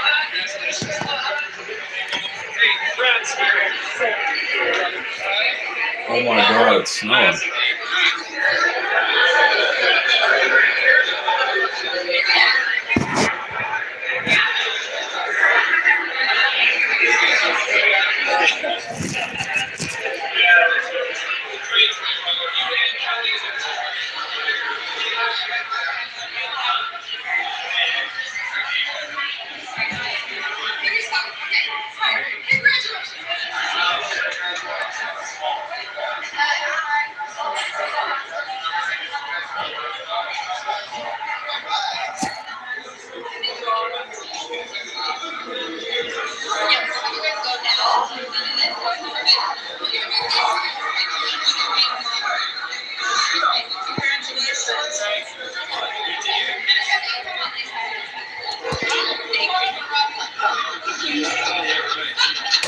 Is this squab? Well, let me try and put that on the pan. Break it up.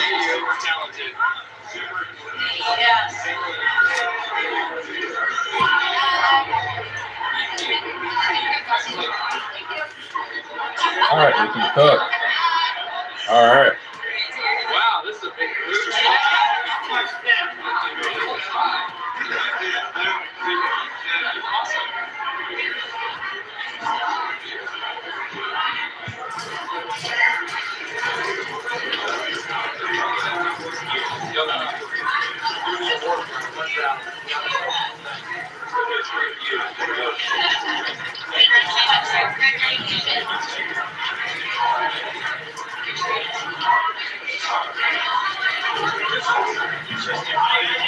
I've seen this movie before, so I didn't.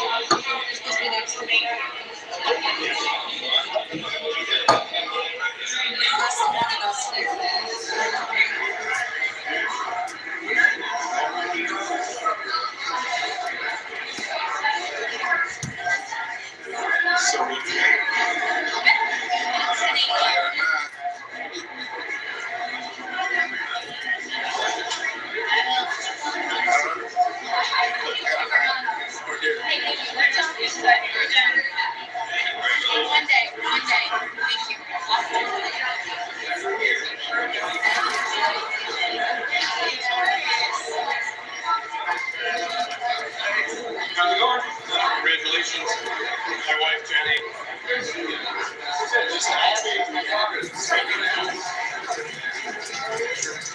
Actually, get confused for him. He became a speaker.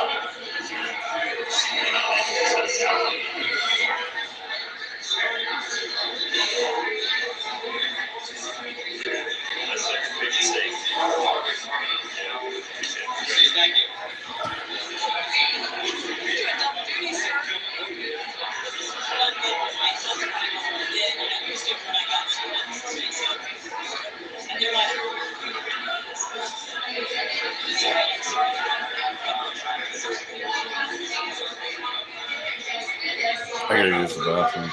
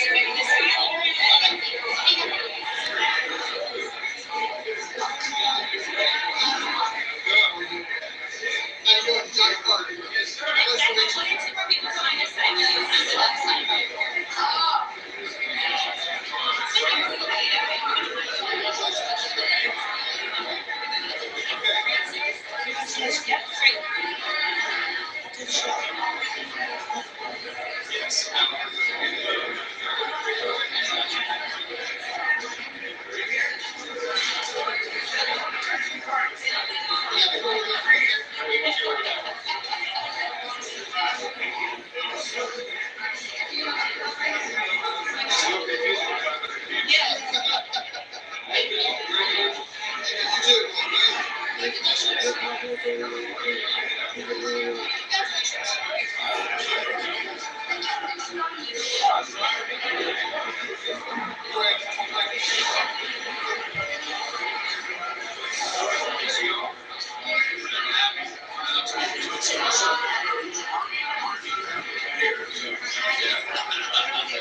do we do? How do we do it? Okay, right there. Very good. All right, good.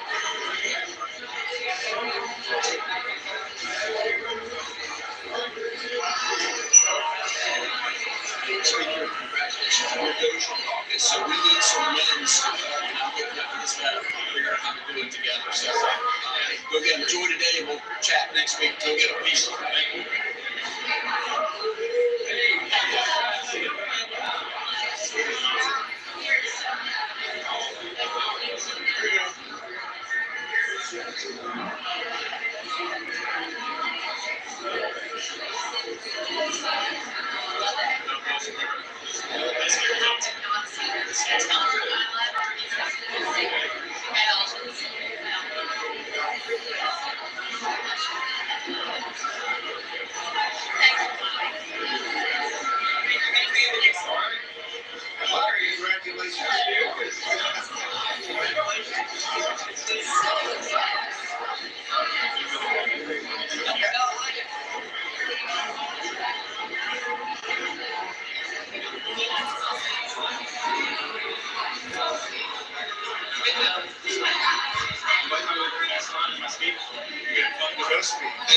I'm paying a lot of attention.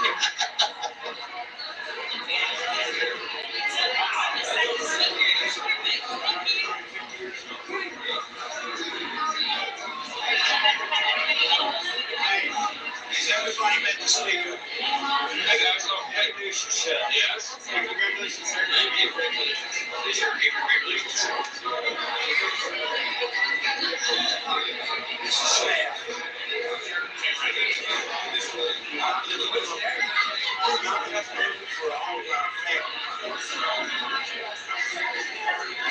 How do we do this?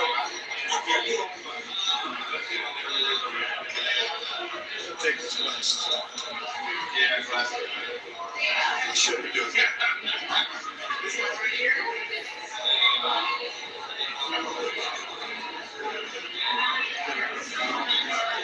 Got it? Y'all know how it is to me. He's like a steady.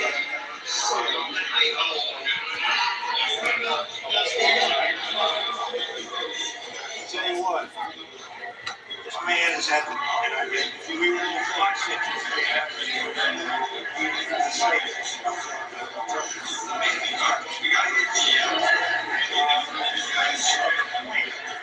He says that all the time.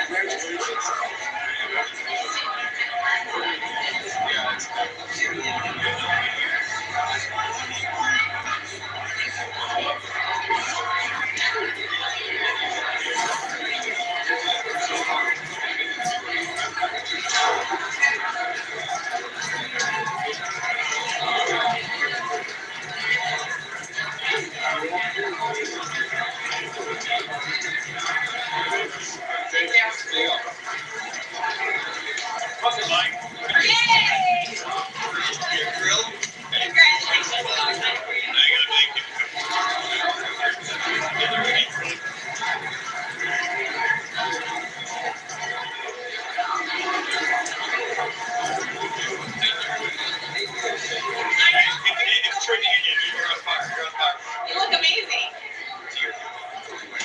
Yes. Congratulations. You too. Y'all had a big couple of years, you two. Well, yeah. That's an embarrassment. Awesome. Thank you. Thank you, Mike.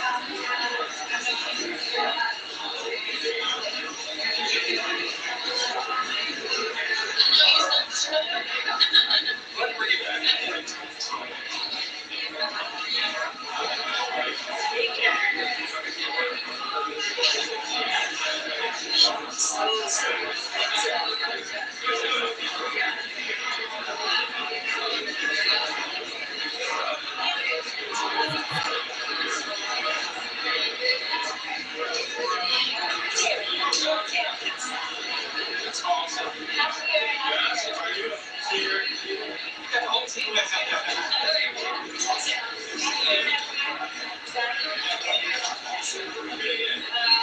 Yeah, let's do that.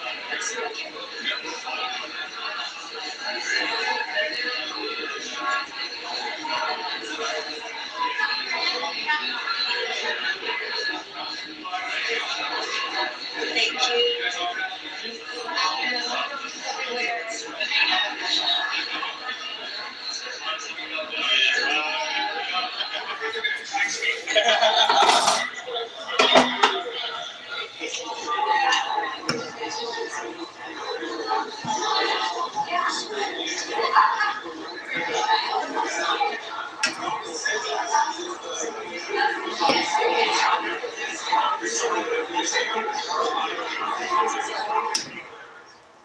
And C-SPAN's live coverage of the opening day of the 119th Congress continues. You can see Speaker Johnson there doing the ceremonial swearings in with all the new members and old members, 434 of them. So he goes from spot to spot. All the speakers in the past have done this, but this is Mike Johnson's first time doing this because he was elected October 2023 in the middle of a session, so he has never had the chance to do this ceremonial swearing in. It's always fun to watch, and it will continue to air on C-SPAN 2 once the House of Representatives on the right side of the screen comes back into session to debate the rules package, and that's what we're waiting on right now. It's the last order of business on the opening day of Congress that we are aware of.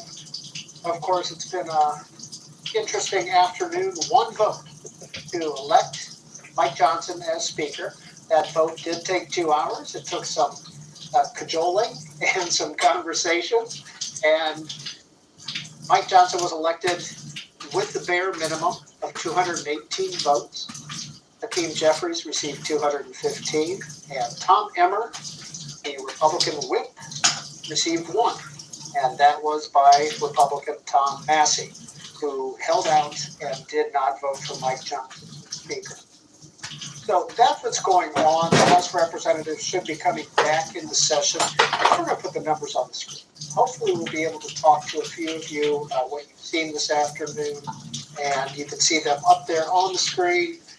The area code for all is 202-748-8000 for Democrats, 748-8001 for Republicans, 748-8002 for independents. We'll begin taking those calls soon as we can. Republicans have Chair two, recognizes the young lady from Minnesota. and the House is back in session. Speaker, I have a privileged resolution at the desk and ask for its immediate consideration. The clerk will report the resolution. House Resolution 5. Resolution adopting the rules of the House of Representatives for the 119th Congress and for other purposes. Resolved. Section 1. Adoption of the rules of the 118th Congress. Consent that the resolution be considered as read and printed in the record. Without objection, the reading is dispensed with. Young lady from Minnesota is recognized for 1 hour. Mr. Speaker, for the purpose of debate only, I yield the customary 30 minutes to the gentleman from Massachusetts, Mr. McGovern, pending which I yield myself such time as I may consume. Young lady's recognized. During consideration of this resolution, all time yielded is for the purpose of debate only. Mr. Speaker, I ask unanimous consent that all members have 5 legislative days to revise and extend their remarks. I also ask for unanimous consent to include in the record the section-by-section analysis of the resolution. Without objection. Thank you, Mr. Speaker. Today, the House will consider a rules package governing how this body conducts its business in the 119th Congress. In November, the American people sent us a mandate grounded in limited government, fiscal restraint, individual freedom, and America First principles. Our constituents sent us to Washington to correct course from the previous 4 years of the Biden-Harris administration, an administration that unleashed an onslaught of regulatory burden, woke policy, federal debt, and a porous southern border on the American taxpayer. Those taxpayers spoke with a clear and resounding message that change must happen. HRES 5 is the framework by which this body will deliver that change. The Constitution tasks this body with the governance of ourselves, ultimately accountable to the people we answer to every 2 years. With this rules package, we illustrate a House of Representatives that is modernized and efficient, yet accountable and transparent. It incorporates feedback from every corner of this body, updating those provisions which are unworkable or outdated, while maintaining core constitutional principles. I want to thank Speaker Johnson, parliamentarian staff, former Chairman Burgess's staff, and countless others who worked tirelessly to craft this package into what we will consider today. I also want to highlight some of the important changes in this rule package before I yield to Ranking Member McGovern. This rule package improves the way this body conducts its business through streamlining or improving internal processes to better reflect how the House operates. It raises the threshold by which a resolution declaring the office of the Speaker vacant may be offered, ensuring that such dramatic and seismic decisions are made through consensus and forethought, not by rogue personal vendettas and last-minute chaos. It continues to allow committees to permit the use of electronic voting and remote witnesses, speeding up the process by which bills are considered and committees have access to expert witnesses for their respective hearings.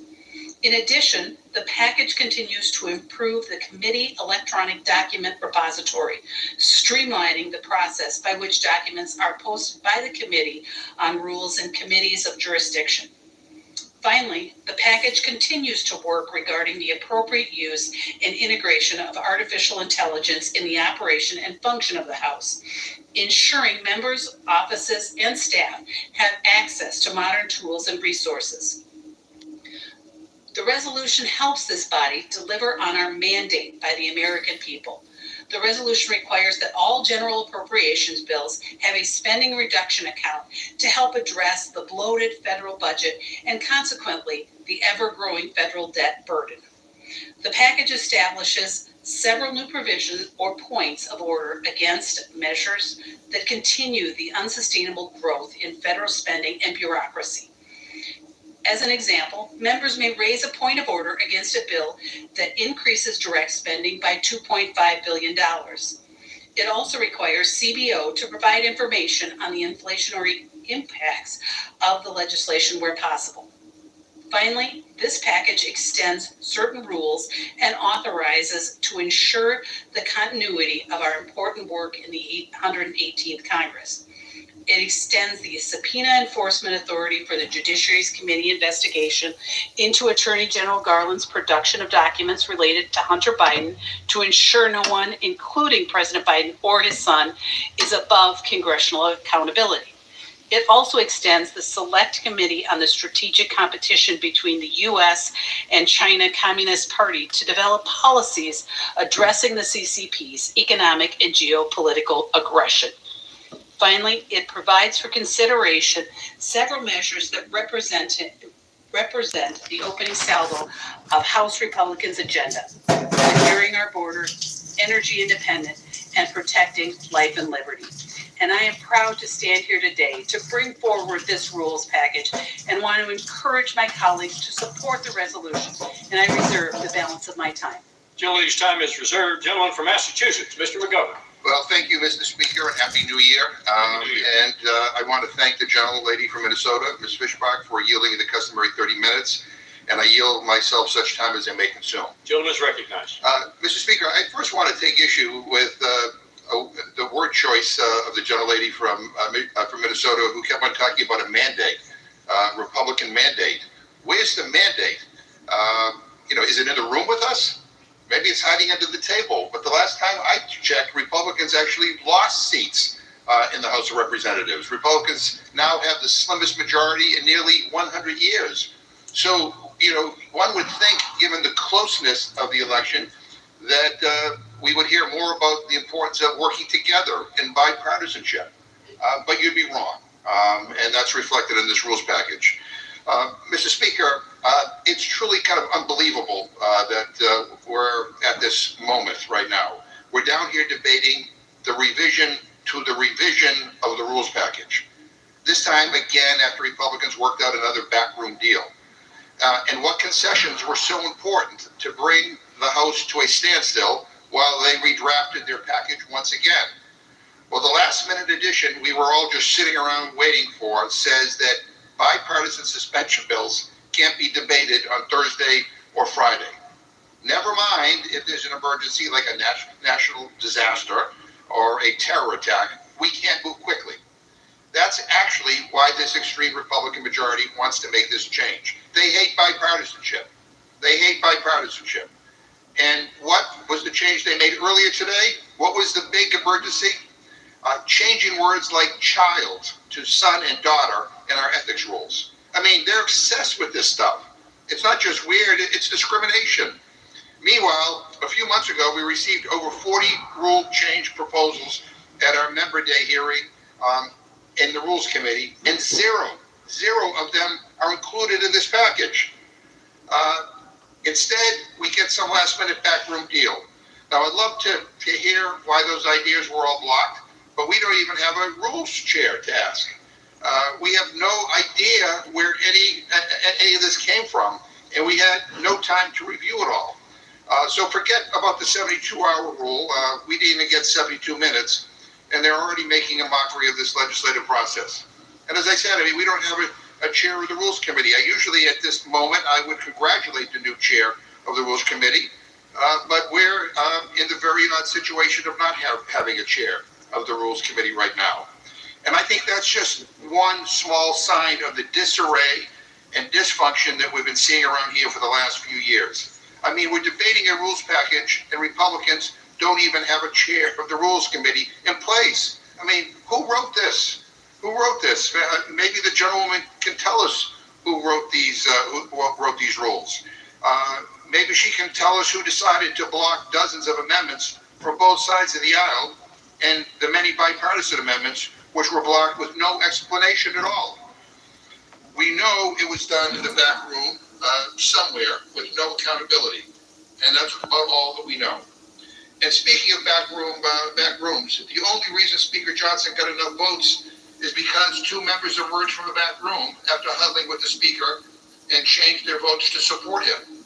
God only knows what they were promised in order to cave to change their views. But for the last 2 years, all the American people have been asking us to do is work together and get stuff done. What a radical idea. I mean, actually working together and getting stuff accomplished for the American people. They want us to reject extremism and polarization. And the very first thing that this even smaller Republican majority decides to do is to go into a back room and cave to their most extreme members. And sadly, I'm not surprised. I wanted to believe that maybe after losing seats and getting nothing done in the last Congress, just maybe they would change. But clearly Republicans have decided to double down on the dysfunction. So buckle up, everybody, because Republican incompetence is about to reach staggering new heights. 2 years ago, the other side promised openness, transparency, and action. Instead, look at what they delivered. Look at what they delivered. Constant disarray, never-ending dysfunction, and complete and total inaction. And why? Why all this dysfunction?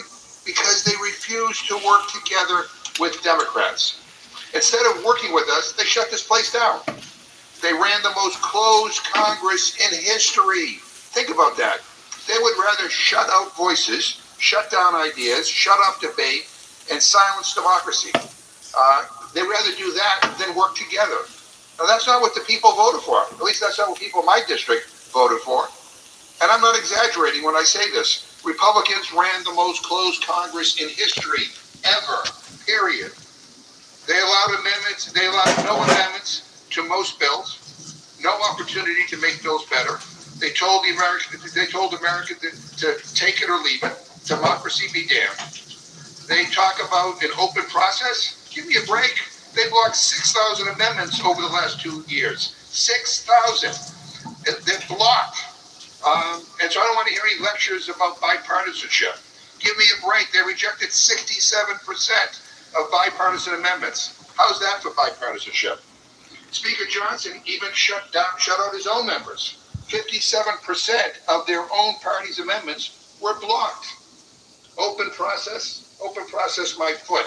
This is how they run things in the Kremlin. It's not how they should be run here in the United States Congress. I mean, give me a break. So forgive my skepticism when I hear from my friends on the other side of the aisle about bipartisanship and fairness around here, because Republicans have broken that promise over and over and over. Look at how much time we wasted last Congress while we were waiting around for Republicans to fight with each other instead of fighting for the American people. They spent weeks wasting taxpayer time and money because they couldn't elect a speaker, not once, but twice. Weeks wasted where Congress didn't do a damn thing. And now they have the nerve to lecture people about government efficiency? Come on, get real. How many times last Congress did they just send everyone home because they couldn't even pass their own bills? How many times did they miss their own deadlines? And when anything did get done, it was Democrats who stepped up to get it done. Hands down, Republicans ran the most ineffective, incompetent, and chaotic Congress in history. And you'd think that Republicans would reflect on their failures and maybe try to work toward solving the nation's pressing challenges. You'd think, but you'd be wrong. Because the big Republican change to the rules, and this is their grand idea, is to shield the speaker from accountability. They blocked dozens of good rule changes that were suggested by members of both parties. But the one big change they made is to empower the radical right. Apparently, there's not a lot of spine around here because Speaker Johnson, like former Speaker McCarthy, picked extremism over compromise. Did anyone even bother to ask Kevin McCarthy how that worked out for him the first time? Mr. Speaker, the last time I checked, a Speaker of the House of Representatives is supposed to represent the entire House, not just one party. But a vote for these rules means that only Republicans have the ability to call for the removal of a Speaker. They are doing something totally unprecedented. For the first time in history, they are changing the rules to take away a basic right of the minority. That's nuts. What's next? Only Republicans can vote? That might as well be what they're saying here. And it's crazy. And it's all about empowering the radical right rather than sitting down together and trying to work things out. Democrats and Republicans should be working together to hash out our differences and to get things done. Speaker Johnson should have run for majority leader if he didn't want to represent the whole House. But he didn't. He ran for speaker. And apparently nobody told him that as public servants, we are here to do a job, not keep a job. So I appreciate the words of the gentlelady about these rules and their agenda and all of that. But unfortunately, that's all they are. Words, talk, chatter. It all means nothing. Because the last 2 years have shown us time and time again that the Republican leadership says one thing and does another. Rules for thee, but not for me, is their motto. And the American people suffer because of the dysfunction and extremism. We had an opportunity to begin this Congress in a more bipartisan way, in a way that would give the American people some confidence that we will get stuff done. And instead, we begin with this, and it's a shame. And with that, I reserve my time. This time is reserved. Gentlelady from Minnesota. Thank you, Mr. Speaker. And I do appreciate consistency, and I have heard the same complaints from the gentleman before.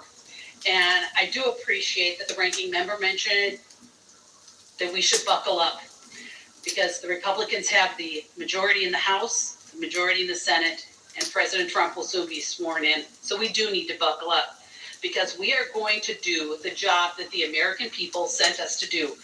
We have much work to do, and this rules package will help us do it. And with that, I will yield 2 minutes to the gentlelady from Indiana. Gentlelady from Indiana is recognized for 2 minutes. I thank the gentlelady and distinguished member from Minnesota for yielding. I rise today in support of this rules package for the 119th Congress. I might remind my friends on the other side of the aisle, I know it's been a while since they've been in the majority, but when you win the majority, you do have the opportunity to make the rules. The Constitution lays out several activities for us in Congress, and one of those is what we're undertaking today. Among them is for the House to adopt its rules package. While it's not the most exciting of tasks, it is important to and will govern the work that we do for the American people. This rules package includes a few changes and improvements that will help the House be more responsive to the needs of the American people. This package raises the threshold for vacating the office of Speaker, which is necessary to appoint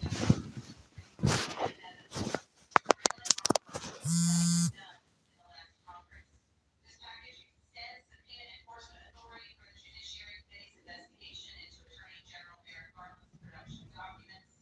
This ensures that no one, including President Biden or his son, is above the law. Finally, it provides for a dozen bills that will allow us to immediately get to work in this new Congress in charge to secure our border, unleash American energy, and protect life and liberty. President Trump is ready to deliver on his America First agenda, and House Republicans must be ready to work alongside him. As a member who has served on the Rules Committee, I will be supporting this rules package so we can start working as soon as possible to contend on behalf of the American people and finally get our country back on track.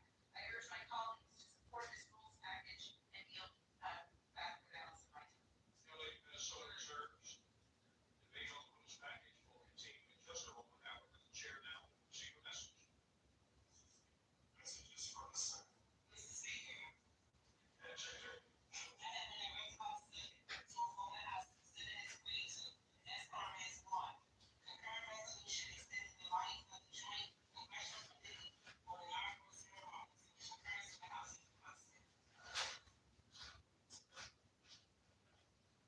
Massachusetts. Yeah, let me thank you, Mr. Speaker. Let me say that the gentleman from Indiana, I'm glad she's brought up this rules package because I'm not surprised by that.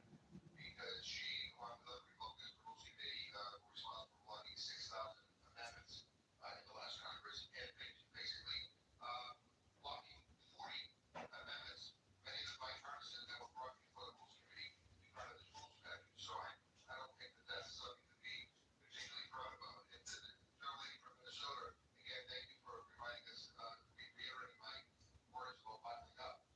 But you bottle up because you're in danger, and we are in danger as we move toward some of the items that my Republican friends want to bring to the floor.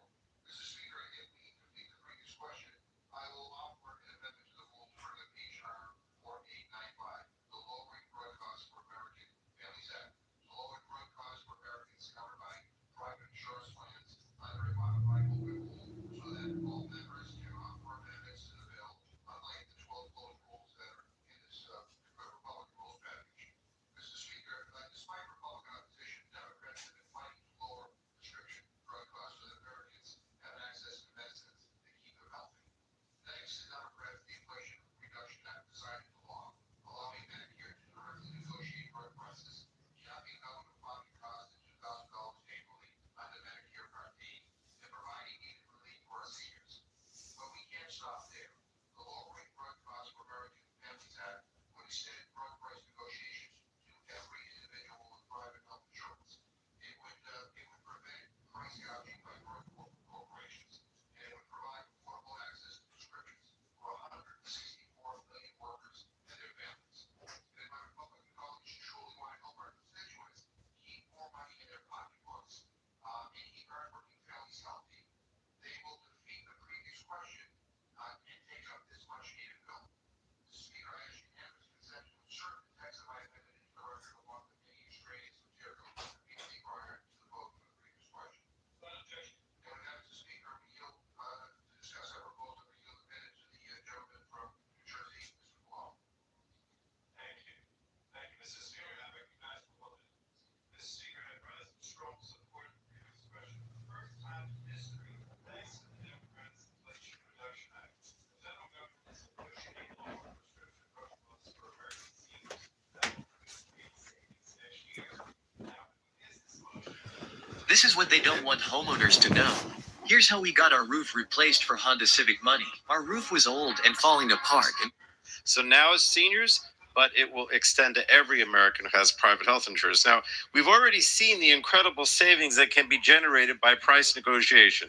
Last year, the Biden administration negotiated lower prices on 10 drugs, and beginning next year, seniors will save an estimated $1.5 billion on those drugs. Now, imagine the savings if these lower prices were available to all Americans with health insurance. That's what we're doing here with the previous question.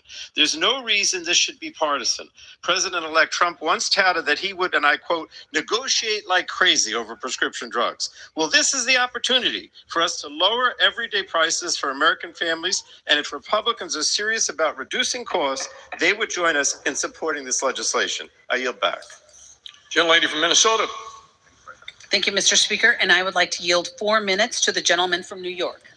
Gentleman from New York is recognized for 4 minutes. I want to thank my colleague for yielding, Mr. Speaker. This November, the American people called for a government that works, a Congress that functions, and leadership that delivers results.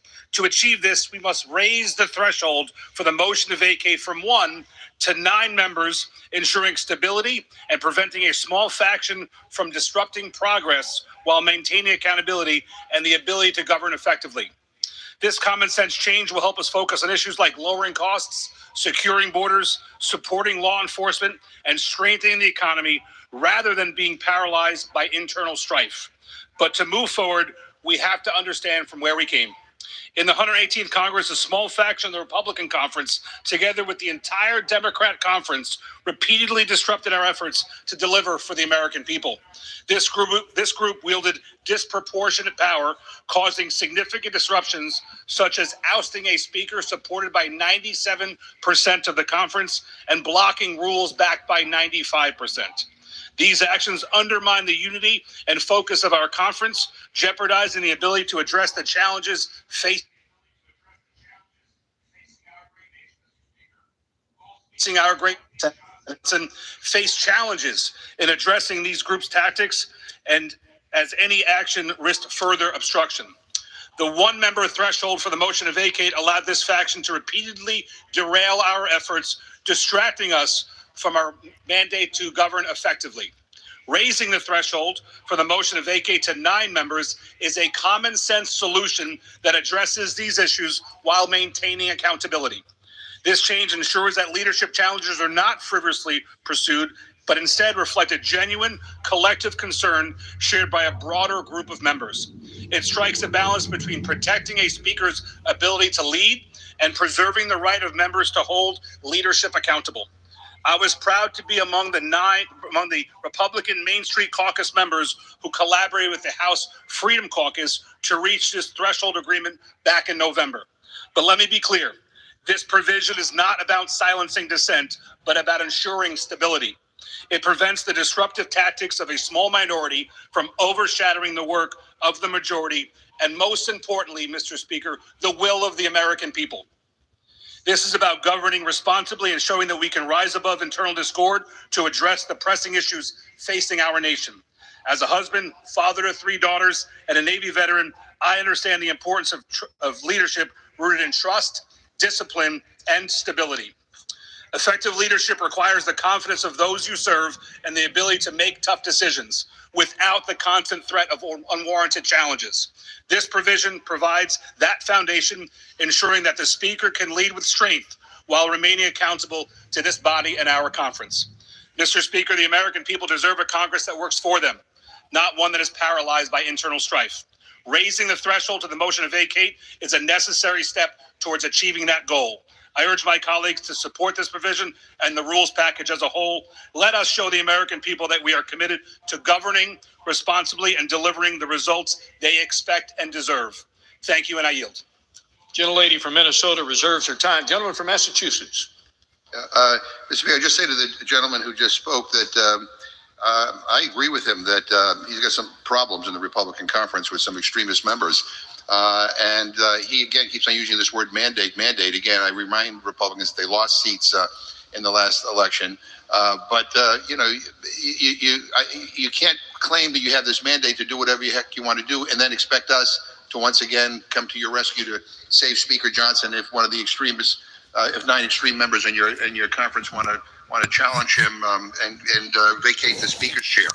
So in any event, I just find it kind of mind-boggling that, again, my Republicans are living in this fantasy world where they think somehow they have this huge majority here. Look at the difficulty we witnessed today with electing a speaker. You guys are in charge. You have a mandate, and so put on your mandate pants and do the stuff that you say you want to do, or work with us in a bipartisan way to actually deliver for the American people.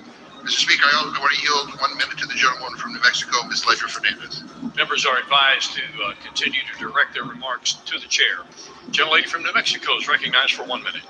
Mr. Speaker, today we begin a new session of Congress. Americans want us to address the high cost of living, help them buy a home of their own, and keep Social Security and Medicare alive. Well, it's a new year. The Republicans' rules package is the same old division, same old dysfunction and disregard for working families from the last 2 years. This rule automatically puts on the floor Republicans' top legislative priorities. Not a single one of their legislative priorities addresses the high cost of living. Not a single one allows amendments to make the bill better or more bipartisan. Republicans seem afraid of debate and amendments. I think it's because they are afraid that the more we debate their bills, the more Americans will hear that Republicans keep siding with the billionaire bros rather than standing with working families. Vote no on the rules package and vote yes for working families and women's health care. Gentleman reserves his time. Gentlelady from Minnesota. Thank you, Mr. Speaker, and I yield 3 minutes to the gentleman from New York. Gentleman from New York is recognized for 3 minutes. Thank you, Mr. Speaker. I rise in strong support of this rules package for the 119th Congress. As my colleagues have said before, the American people sent us a mandate in November to deliver on President Trump's America First agenda, focused on reining in the federal government, securing our borders, protecting the freedom of individuals, and ending once and for all the woke policies of the left that are holding our country back. This package before us will empower House Republicans to build off the important work begun last Congress and sets the stage for achieving serious wins for the American people. It paves the way for a Congress that can operate more efficiently and more transparently. It extends the power of the Judiciary Committee to continue the House's important work of investigating any potential corruption or crimes or misconduct that was perpetrated under the Biden and Harris administration. Finally, the rules package provides for immediate consideration of 12 measures that are focused on the issues the American people sent us here to solve. Securing our borders, unleashing our domestic energy production, protecting communities from the flood of lethal fentanyl in our country, and standing up for life and liberty for all Americans. Mr. Speaker, the American people sent us here with a majority to deliver real, lasting change. This rules package will help us ensure that the House can stay laser focused on delivering that change in the 119th Congress. I strongly support the rules package before us today, and I urge my colleagues to support it as well. And with that, I yield back. Gentlelady from Minnesota reserved. Gentleman from Massachusetts. Yes. Mr. Speaker, I just want to, for the record, correct the gentleman, on his use of the word mandate. I'm not sure he understands what it means. I think maybe we think it means different things. My Republican friends actually lost seats in the last election. They have the slimmest majority of any majority in nearly 100 years. And we've already seen the chaos and the disarray within the Republican conference when this rules package that we're debating today was delayed in coming to the floor because you had to satisfy your extremist members by making 2 rules changes. I mean, so I don't get it. But anyway, I'll just keep on correcting the record. Mr. Speaker, I now would like to yield 1 minute to the gentlewoman from Arizona, Ms. Ansari. Gentlelady from Arizona is recognized for 1 minute. Mr. Speaker, I rise today in defense of immigrant communities such as the one I come from and now proudly represent in Arizona's 3rd Congressional District. Like so many others in our district, I'm a proud daughter of immigrant parents who came to the United States for a better life. Immigrants are an integral part of our community, and their contributions to our culture, our economy, and spirit are irreplaceable. In my district, over 64 languages are spoken. It is Congress's responsibility to ensure that every person in this country has a chance at the American dream. But the extreme immigration bills attached to this rules package are just the latest of an onslaught of attack on our immigrant communities from extreme Republicans. Particularly, the provision to cut federal funding from jurisdictions that provide critical services, which would impact everything from roadway safety to public safety, is another desperate attempt to further target and punish our most vulnerable. We can have secure borders without scapegoating immigrant communities and promoting xenophobia. Nothing in this package works to bring down the cost of living, protect American workers, or tackle inflation and healthcare costs. Do not be fooled by these distractions. That's why I urge a no vote on this measure. Thank you. I yield back. Gentleman from Massachusetts reserves. Gentlelady from Minnesota. Thank you, Mr. Speaker, and I yield 2 minutes to the gentleman from Georgia. Gentleman from Georgia is recognized for 2 minutes. Thank you, Mr. Speaker, and I rise today to support the rules package for the 119th Congress. Last November, the American people spoke, and Republicans control the House, the Senate, and the White House. Those same Americans are counting on us to deliver on the critical issues our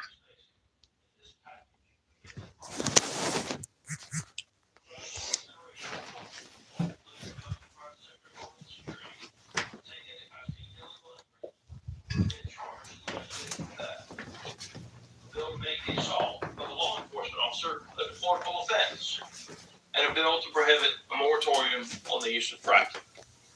Mr. Speaker, energy and immigration are two of the reasons that the Republicans control the House, the Senate, and the White House. These issues are top of mind as our inflation, the tax code, our defense, and foreign policy. This package, Mr. Speaker, sets the tone, and I urge all of my colleagues to vote yes on this so we can get to work. With that, gentlelady from Minnesota reserved. Gentleman from Massachusetts recognized for 13 1/4 minutes. Thank you, Mr. Speaker. And again, I would just say, in response to the gentleman who just spoke, the tone that is being set by the new Republican majority is that of chaos. Again, this rules package that we're debating today already had to be changed twice today because you couldn't get enough votes within your conference to pass it. And he's right. The American people did speak in the election, and they decided that Republicans should have fewer seats in the House.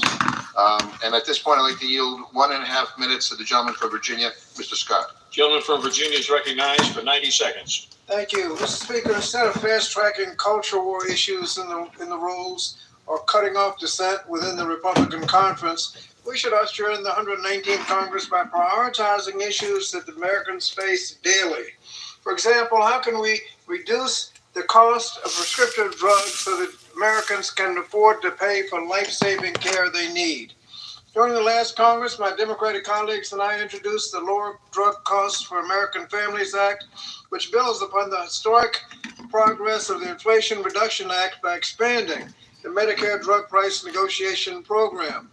The bill would combat big pharma's price gouging of the American people by increasing the number of drugs eligible for negotiation and ensuring that Americans with private health insurance have access to those lower prices. Hard-working American families shouldn't have to choose between paying for their medicine or paying for rent or other necessities, while drug companies continue to enjoy record profits. It's time for Congress to rein in corporate greed and expand the Inflation Reduction Act's historic drug cost-saving measures to more Americans. If we defeat the previous question, the gentleman from Massachusetts has said that he'll offer an amendment which will provide for the consideration of our legislation to lower drug costs as part of the rules package, so that we should defeat the previous question and Americans will then be able to enjoy those lower drug prices. Thank you, Mr. Speaker, and yield back the balance of my time. Gentleman from Massachusetts reserves. Gentlelady from Minnesota. Thank you, Mr. Speaker. I yield 2 minutes to the gentleman from Oklahoma. Gentleman from Oklahoma is recognized for 2 minutes. Thank the gentlelady, and I thank the Speaker. And I rise today in support of the rules package for the 119th Congress. Mr. Speaker, passing this rule package will allow the People's House to be more efficient, effective, and transparent. The American people sent us here to deliver results, to thoughtfully craft legislation that will improve the lives of all Americans, to enact policies that will lower taxes, lower the cost of necessities like groceries and gas, and create jobs here at home. We have the responsibility to do this in this Congress. I support this rule package because it is good for the institution of the House. The package strengthens and affirms the Article 1 authorities and restores fiscal responsibility in government. Our constituents sent us here to legislate. Legislating's hard work. I've done it on 3 different committees. Legislating takes time to get right. I spent 2.5 years on a farm bill once and got it right. That's why this is imperative that we pass this package and get to work. I encourage my colleagues to join me in supporting this rules package. But before I yield back, I must offer one final thought to my good friend. Maybe the question is not the size of the Republican majority in the United States House. Maybe the question is, why did the American voters give the presidency back to the Republicans? Why did the American voters give the United States Senate back to a Republican majority and at the same time left us in the majority? Maybe the soul searching needs to be, why are my friends still in the minority after all of that? I yield back the balance of my time. Gentlelady from Minnesota reserves. Gentleman from Massachusetts. Yeah, and I would just respond to the gentleman by saying, why did the American people decide that the Republicans should have fewer seats in the House of Representatives? Maybe the message they were sending is they want us to work together. And this rule package, it shows that the Republicans have no intention of working in a bipartisan way to get things done for the American people. Mr. Speaker, if the motion to commit is adopted, we will bring up H.R. 3899, the American Family Act, under a modified open rule so that all members can offer amendments to the bill, unlike the 12 closed rules that are actually contained in this package, completely closed. And Mr. Speaker, Democrats enhanced the child tax credit in the American Rescue Plan to help families stay on their feet in the wake of the COVID pandemic. But families are still facing the rising costs of rent, groceries, and basic needs. That is why we must pass the American Families Act to make the improved child tax credit permanent and refundable. And Mr. Speaker, to discuss this motion, I yield 2 minutes to the gentleman from Connecticut, the author of the American Family Act, Ms. Delora. The young lady from Connecticut is recognized for 2 minutes. Thank you, Mr. Speaker. When we conclude this rules debate, I will offer a motion to commit to add the expanded monthly child tax credit, the best antidote to the high cost of living and one of the most cost-effective programs in government ever. Instead of the Republican majority's corporate tax cut agenda, we cut taxes for the middle class and for children so that hard-pressed families everywhere can make ends meet. The child tax credit is the most effective tool we have in fighting against rising costs. It is about financial stability for families in a sea of uncertainty. That is why so many Republicans have their own proposals. Nothing in this rules package helps working people. Nothing in their first 12 bills would help working people. There is nothing about addressing rising costs. Make no mistake, a vote against the motion to commit means Republicans are raising taxes on the middle class in order to give away the farm to the biggest corporations and the wealthiest Americans. The expanded monthly child tax credit was the largest tax cut for working families in generations, a lifeline to the middle class. It drove the largest decrease in child poverty in history. People could pay their electric bills, fill their gas tanks, pay for child care, and more. It reached more than 61 million children, lifted 4 million out of poverty, and led to a 26% decline in hunger in families with children. With such a razor-thin majority, now is the time to make this a bipartisan tax cut for the middle class. Do the right thing. Vote yes on the motion to commit. Yield back. Gentleman from Massachusetts reserves. Gentlelady from Minnesota is recognized with 15 minutes remaining. Thank you, Mr. Speaker. I yield 2 minutes to the gentleman from Arkansas. Gentleman from Arkansas is recognized for 2 minutes. I thank the gentlelady. Thank you, Mr. Speaker. And I rise in strong support of the House rules package. This package maintains reforms of the 72-hour rule and the cut-go rule that we instituted in the 118th Congress. It also continues the Holman rule, requires CBO to review the inflationary impacts of certain legislation, increasing mandatory spending, officially eliminates the Office of Diversity and Inclusion, and ensures that we have continuity in the speakership. It also allows electronic voting in committees, which I can tell you from my experience on the T&I committee has greatly shortened the time frame for voting and has made voting easier and more accurate. It codifies a current separate order of the House providing spending reduction accounts within appropriations bills so that members can actually save money during amendment debate. The rules also continue a number of good governance measures for the House, including prohibiting former members who are registered lobbyists or foreign agents from using House exercise facilities, improving the public availability of House documents in machine-readable formats, and ensuring that all House employees have appropriate access to the Ethics Committee and the Office of Congressional Workplace Rights. The House functions best when the rules allow us to function efficiently and effectively, and these rules do just that. Finally, the rules package makes in order 12 bills that show unequivocally our party's support for securing our border, standing up for the right to life, ensuring that only American citizens are allowed to vote for national office, providing lower cost energy for American families and businesses, and stopping the scourge of drugs like fentanyl from entering our communities. I'm so proud of the work that our speaker has done, and I thank our entire leadership team for putting together this fair and forward-thinking package. I'll be casting my vote in favor of this package, and I ask my colleagues to do the same. And with that, I yield back. Gentlelady reserves her time.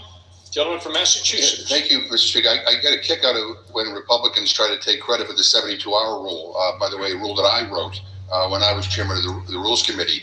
And there are no changes to the 72-hour rule in this rules package. The only changes Republicans made was they waived it a few times in the last Congress. In fact, they waived it on the continuing resolution bill, which was massive, that we dealt with before the holiday break. So, but anyway, I'm glad that some of the things that I put into place still remain, and I appreciate the nice words. Mr. Speaker, I yield 1.5 minutes to the gentleman from New York, Mr. Swazin. Gentleman from New York is recognized for 1.5 minutes. Thank you, Mr. Speaker. I want to first start by congratulating you and our fellow colleagues for taking the oath of office today.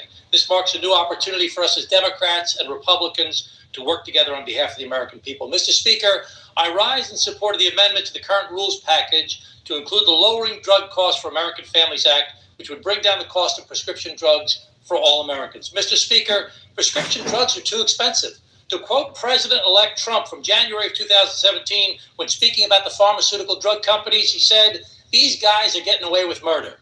He supported, as does the Lowering Drug Costs for American Families, drug price negotiations in order to save money for American working families. This should not be a Republican or Democratic issue. In fact, it should be the first thing in this Congress that unites us together to solve problems for the American people. This amendment is a common sense proposal. It would make life-saving drugs more affordable for Americans on private health insurance, and it saves taxpayers money.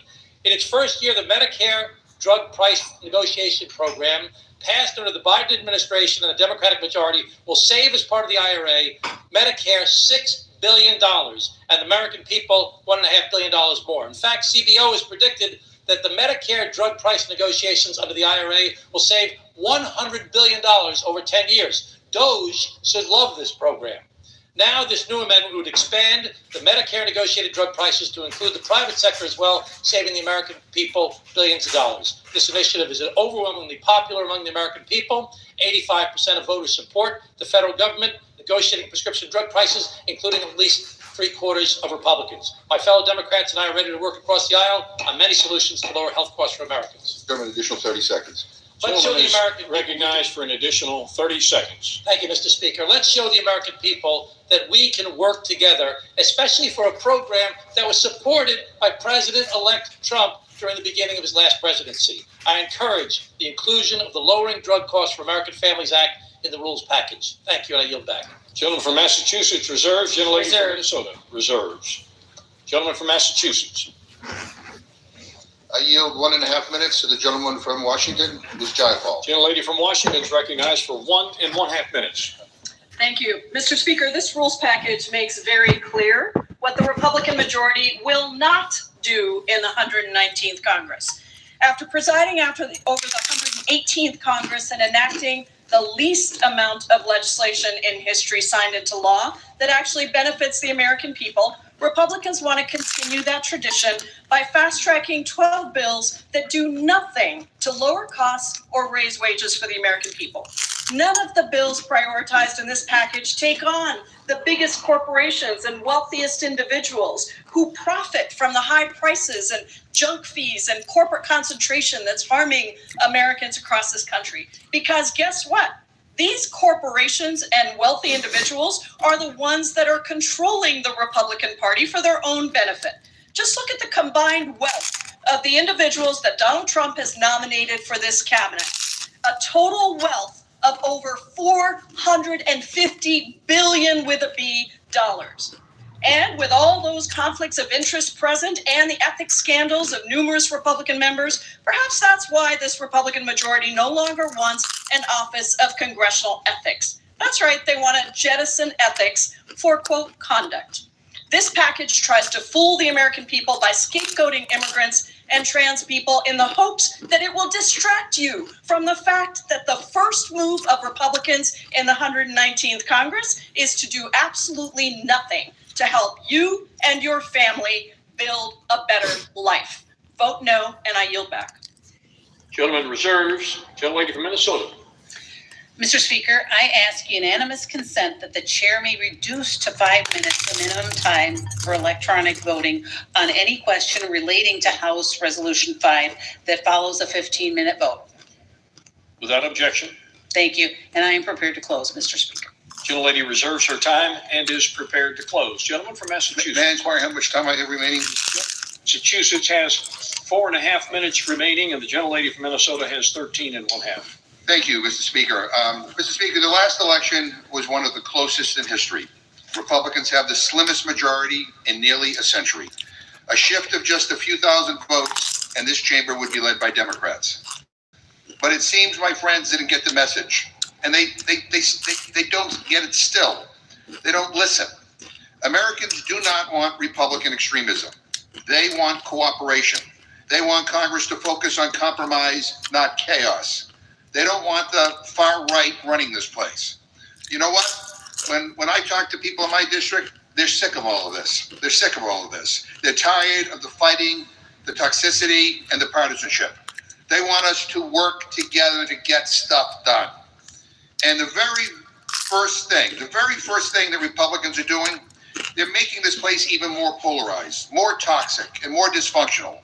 Republicans want to double down on the political infighting and the extremism. Even these rules are designed to ram through their extremism.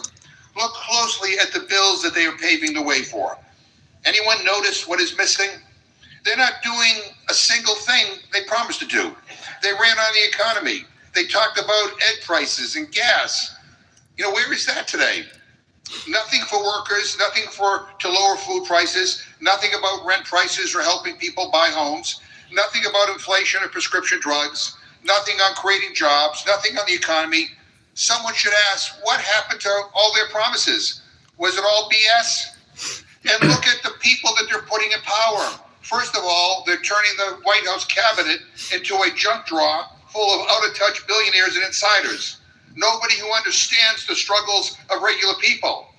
His Treasury Secretary, a billionaire. His Education Secretary, a billionaire. All of his top secretaries, Health and Human Services, Energy, Interior. I mean, come on. This is a cabinet of millionaires and billionaires. These people don't pump their own gas. These people don't buy their own groceries. These are total trust fund babies that take helicopters to work. Totally out of touch with reality. That's who Republicans are putting in charge. And here's the deal, and here's the reality. Democrats didn't win the last election, and we need to own that. We need to make changes from the ground up. We need to make sure we are of, by, and for the people. We need to do a better job of taking on corporate special interests. But let me be clear, we are not giving up. We are going to show up, and we are going to do what we were sent here to do. We will work with Speaker Johnson when we can. But we will not allow this House to become a rubber stamp for his extremist policies that help insiders and benefit millionaires and billionaires at the expense of everyone else. The American people deserve a hell of a lot better. And I promise you, Democrats will fight for a Congress that works for everyone, not just the powerful, not just the wealthy or the well-connected, but for everyone. That is our commitment and that is our promise. I yield back my time, Mr. Speaker, and I urge a no vote on this package. Gentleman yields back his time. Gentlelady from Minnesota is recognized. Thank you, Mr. Speaker. And I just want to remind the ranking member that November brought us a House Republican majority, a Senate Republican majority, and President-elect Donald Trump. And we have work to do, and we are going to move forward. But before we do, I just want to, in response to the ranking member, I wanted to clear up a few things that he's been complaining about. The 118th Congress had numerous challenges, but that doesn't diminish the work that was accomplished to broaden the voices from the highest ranking to the rank and file by loosening a number of holdover provisions from the previous majority, enabling then Speaker Pelosi to maintain a vice-like grip over the House. In addition, it is important to highlight that the 118th Congress considered 83 structured rules, a 40% increase from the Democrat-controlled 117th Congress.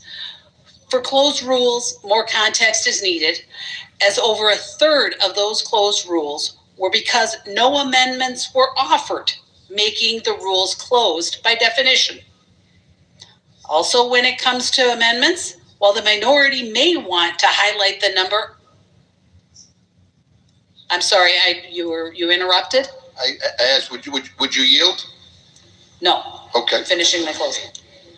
Time. She may resume. Thank you. When it comes to the amendments, while the minority may want to highlight the number of blocked amendments, this does not take into account amendments that were not eligible for consideration because of the points of order that lay against them. And it is important to highlight that over 3,000 amendments that were made in order in the 118th Congress, over 1,000 of which were bipartisan or minority-led amendments. But we are really here to move forward. And I want to again congratulate Speaker Johnson, and I am excited to get to work and deliver results for the American people. That is why I support this rules package. This package includes 12 rules that set the tone for House Republicans to hit the ground running and deliver on our commitment to the American people. These bills will help secure our borders, protect our communities, counter China's influence, and restore sanity in the federal government. Part of this package includes a bill that prevents federal funding from going to illegal aliens in sanctuary jurisdictions. An overwhelming number of voters chose to support President Trump's plan to remove certain illegal aliens from our country, states, and cities that choose to ignore the will of the people and violate federal law should not receive federal funding. I am particularly eager to vote for a bill that protects newborns. It requires healthcare practitioners to exercise the proper degree of care for an infant who survives an attempted abortion. I am not sure how anyone could oppose this legislation.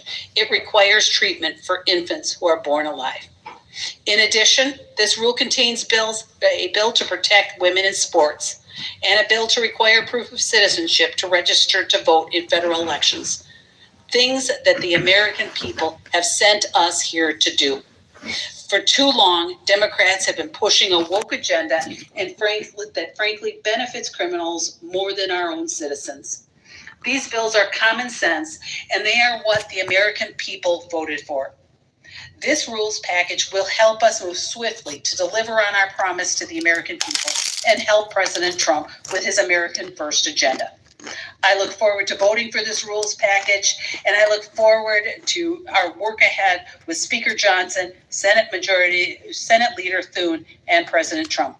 Mr. Speaker, I yield back the balance of my time, and I move the previous question on the resolution. Question is on ordering the previous question on the resolution. Those in favor say aye.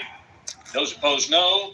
Then you chair, the ayes have it. Mr. Speaker. Gentleman from Massachusetts. I ask for the yeas and nays. The yeas and nays are requested. Those favoring a vote by the yeas and nays will rise. Sufficient number having risen, the yeas and nays are ordered. Members will record their votes by electronic device. This is a 15-minute vote.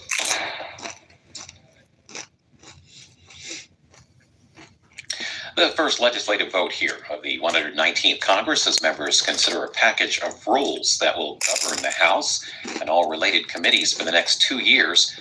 Also included an increase in the threshold for requesting the removal of the Speaker from 1 to 9 Republican members, eliminating the Office of Diversity and Inclusion, and allowing committees to permit electronic voting. The resolution also renames the Oversight and Accountability Committee to the Oversight and Government Reform Committee and allows the chair of the Judiciary Committee to issue subpoenas for Biden-related investigations at the Justice Department.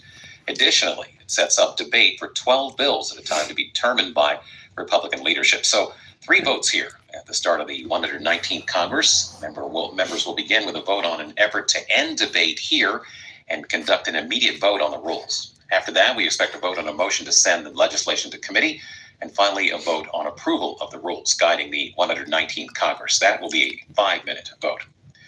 While Speaker Johnson was reelected on the first ballot today after 2 Republicans, Keith Self from Texas and South Carolina's Ralph Norman, were persuaded to change their votes to support Mr. Johnson. The vote was held open for a significant amount of time as those conversations took place mostly off the floor. There are reports confirmed by Representative Self that President-elect Trump spoke to both members and encouraged them to join the majority of other Republicans to re-elect Representative Johnson. There are also photos from the floor of Georgia Representative Marjorie Taylor Greene on the phone with incoming White House Chief of Staff Susie Wiles. While we are in this vote, we will show you Speaker Johnson's remarks after being re-elected.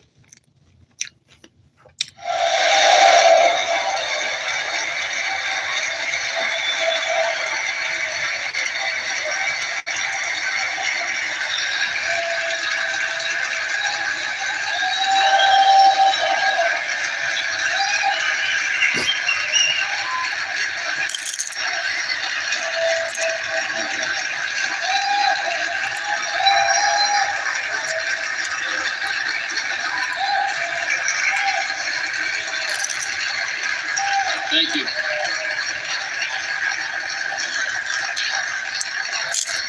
Thank you so much. Thank you, Leader Jeffries, all of our treasured colleagues here in the House.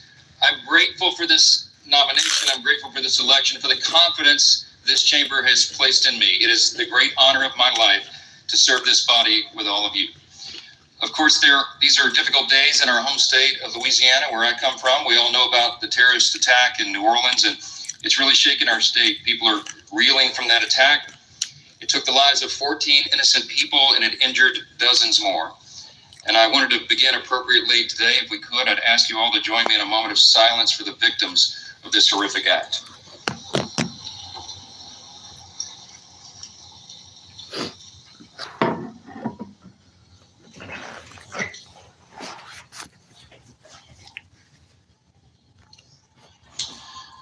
Thank you. Thank you for that. I believe in the honor where honor is due, and all of us do well to honor our spouses. My wife happens to be here this time. So, Kelly, would you stand up here to the gallery?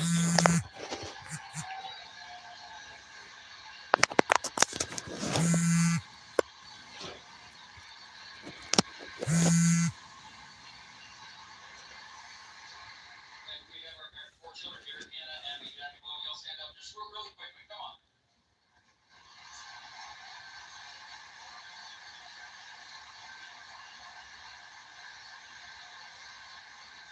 I wanted to do that. All of us recognize that there are no perks to being a congressman's kid, right? It's all sacrifice.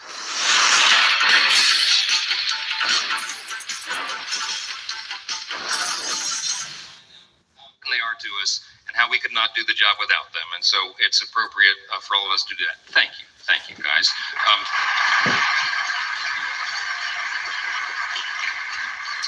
This is a momentous time in the history of our nation. It really is. And as members of the 119th Congress, we are stewards of the great American Revolution that began almost exactly now 250 years ago, 1775 and 1776. It will fall at the time of this Congress, the great anniversary. And in these 2.5 centuries, we've been reminded repeatedly that freedom is never free. And we have stood tall as the greatest nation on the face of the earth. It is without debate. We are the freest, the most powerful, most benevolent nation that has ever been in the history of the world. It is not by happenstance. We're the ones who settled the West. We're the ones who ended slavery, who laid the transcontinental railroad, who gave women the right to vote, who won 2 world wars, who landed on the moon, and who won the Cold War. Throughout our history, we have done what no one thought was possible. And still, at 250 years old, our nation is actually a young nation. This past fall, I had an opportunity to go to the G7 speakers meeting that was held in Italy. It's the only international trip I took as speaker over the last 14 months because I didn't have time to do it, but it was a quick 3-day jaunt, and met with my colleagues, the speakers of the other parliaments, the great governments around the world. And we talked about that, how really special America is, how unique we are in our place on the globe, and how important it is for us to maintain that. And as I talked to these colleagues from around the world, I thought our closest allies, who recognize how important we are, how important this body, this house is. I thought about how is it that such a young country has become so exceptional, so singular in its importance, that today stands as the world's leader in liberty and the economy and culture. 100 years ago, President Calvin Coolidge answered that very question in his inaugural address. It was March of 100 years ago, exactly almost. He said this: "We best serve our own country and most successfully discharge our obligations to humanity by continuing to be openly and candidly, intensely and scrupulously American." I love that. I love that. Today, yeah, that's right. That's an applause line.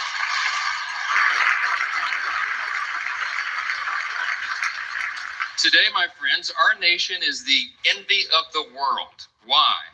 Because we have been marked by a spirit and a people who are explicitly that. We are explicitly American. We don't try to be like other nations, and we recognize that a strong America is good for the entire world. And everybody around the globe knows that. That's right.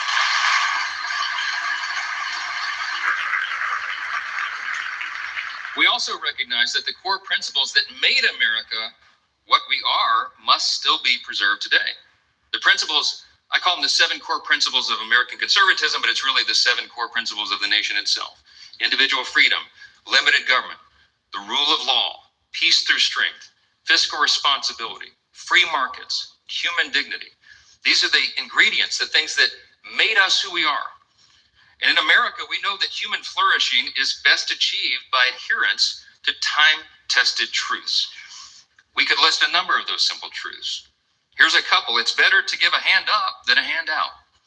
That innovation thrives when bureaucracy dies.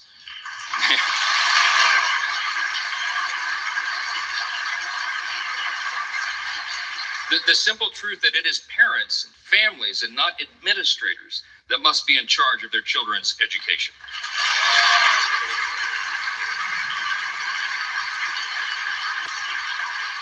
The path of prosperity has long been paved with policies that put America and Americans first. And that is what we will champion in the 119th Congress.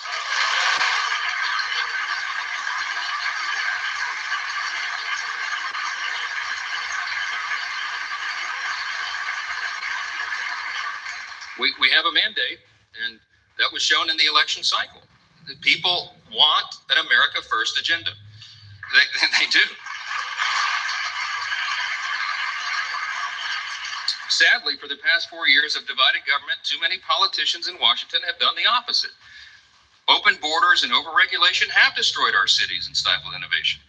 Inflation and weak leadership have left Americans poorer, and they have placed our country in a perilous position. That's right.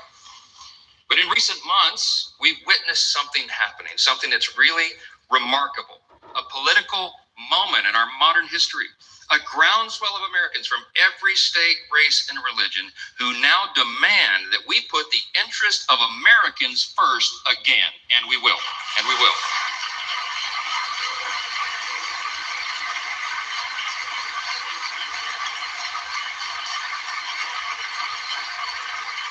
This is a powerful new coalition of our country. It's a coalition that insists that we purge the policies of America last and we bury them in the graveyard of history's mistakes, because it was a big mistake.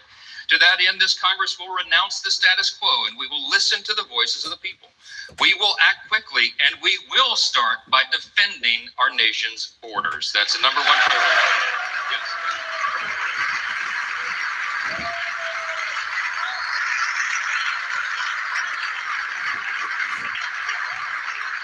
In coordination with President Trump, this Congress will give our border and immigration enforcement agents the resources that they need to do their job.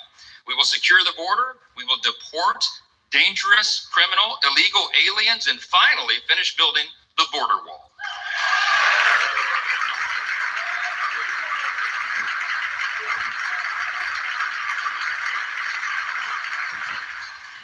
You said you'd work with us on that, Hakeem. I'm counting on it. After 4 years of high inflation, we have a big agenda. We have a lot to do, and we can do it in a bipartisan fashion. We can fight high inflation, and we must. We'll give relief to Americans, and we'll extend the Trump tax cuts.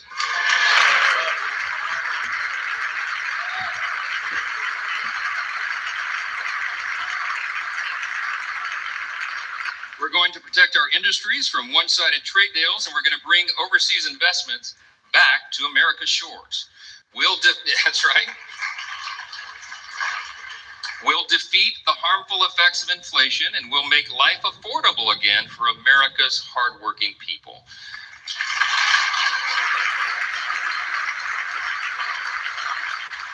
As leaders of a nation with vast natural resources that God has blessed us with, it is our duty to restore America's energy dominance, and that's what we'll do.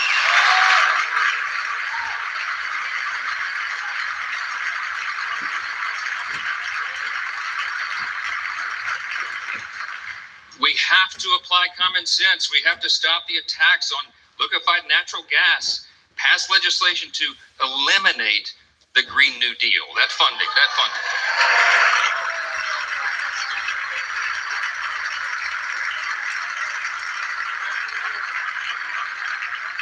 We're going to expedite new drilling permits. We're going to save the jobs of our auto manufacturers, and we're going to do that by ending the ridiculous EV mandates.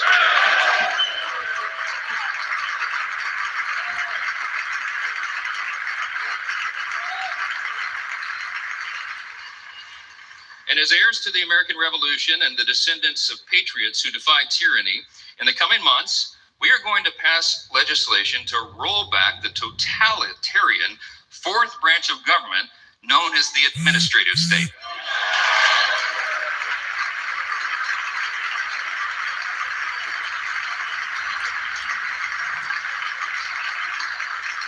We're going to drastically cut back the size and scope of government. We're going to return the power back to the people.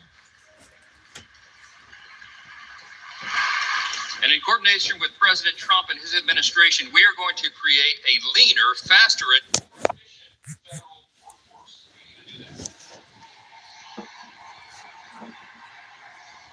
Our people do not deserve to be ruled by millions of bureaucrats they've never voted for, never met, and can never hold accountable. They deserve a government that is led by those they've elected to lead. That is how Article 1 is supposed to work. That was the idea of the Congress, and we will return to that principle. The American people have called on us to reject business as usual and throw out the status quo. We must and we will heed their call.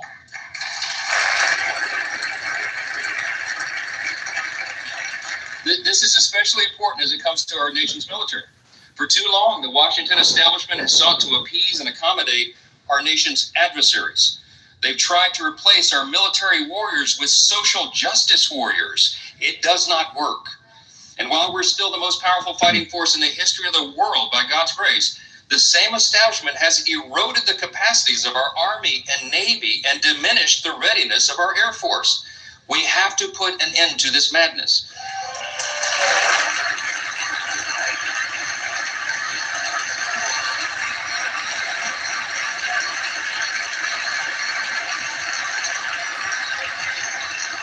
My friends and my colleagues, I think we should all unite in this idea. It is time now to reinstate fear in our enemies, refocus our mission on lethality, and realign our commitment to peace through strength right now.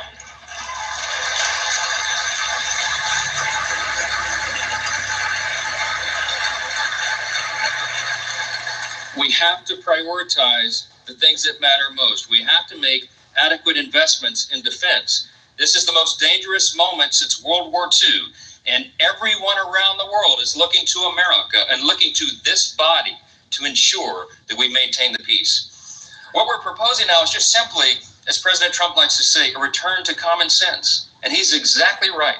That message resonated across the country. What the fuck? I am very thankful personally that this body is filled with men and women who are committed to that change, to return to common sense. We can do this together.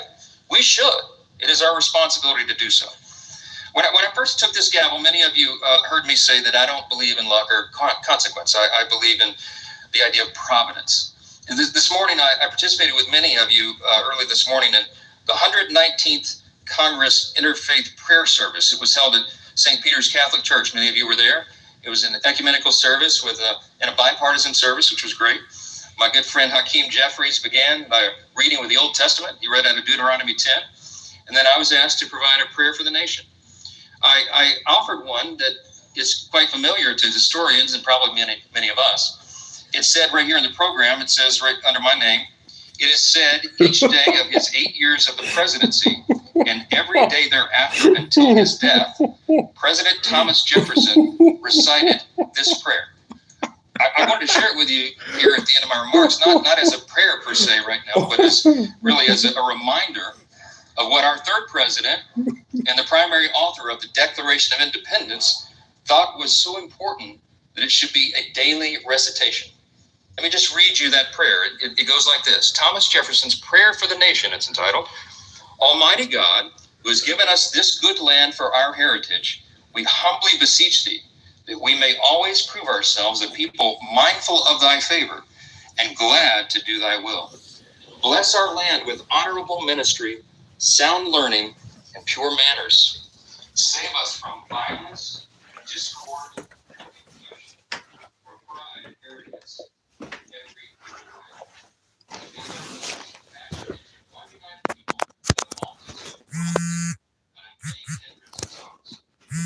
Now, with thy spirit of wisdom, those whom in thy name we entrust the authority of government, that there may be justice and peace at home, and that through obedience to thy law, we may show forth fast among the nations of the earth.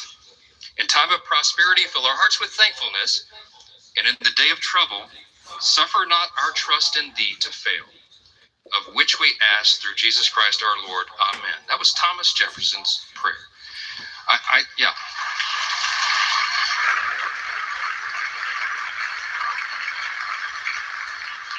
Suffer not our trust in thee to fail. We will not fail. We cannot fail. We are all in this together. Our nation is counting on us to band together and solve these problems and get this done. I've said before that I believe God has elevated each one of you, as is my belief, to your positions of leadership. And it's an act of providence that you've all been placed in your specific roles in this specific moment at this historic time, at the 250-year inflection point of the greatest nation in the history of the world. It is no small thing. We're also witnesses to the providence that spared our incoming president, President Trump, from the assassin's bullet, remarkable as that was, and to the new coalition of Americans that has risen from every creed, color, and cul-de-sac who want us to put America first. Our people are asking for a thriving economy and a rebuilt middle class and strong borders and a strong military, and we can deliver that. See, these objectives and these aims don't have an R or a D behind them. They have a USA. That's what we're about.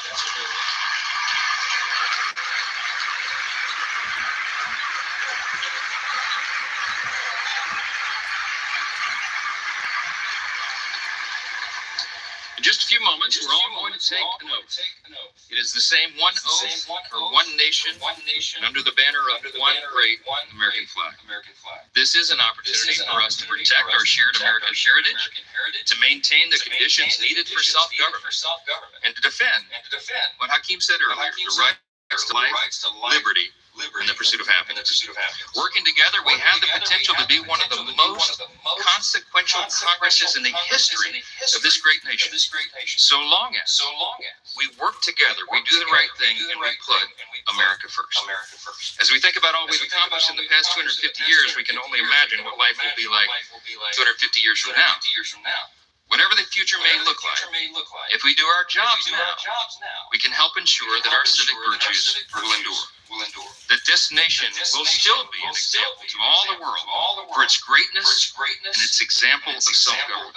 And that in spite of our great challenges and even our disagreements and our healthy debates, this extraordinary institution, the People's House, will still be standing strong. Thank you all so much.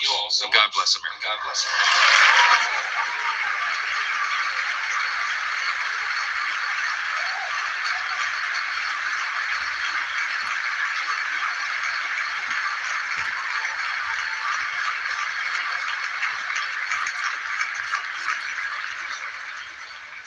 So as the sequence of events requires, I am now ready to take the oath of office. I ask the Dean of the House of Representatives, the Honorable Harold Rogers of Kentucky, to administer the oath.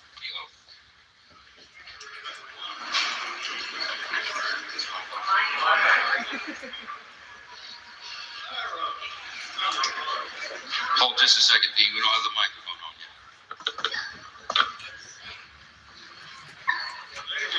Celebrate our shared American self-rule. When our founding fathers rejected calls for an American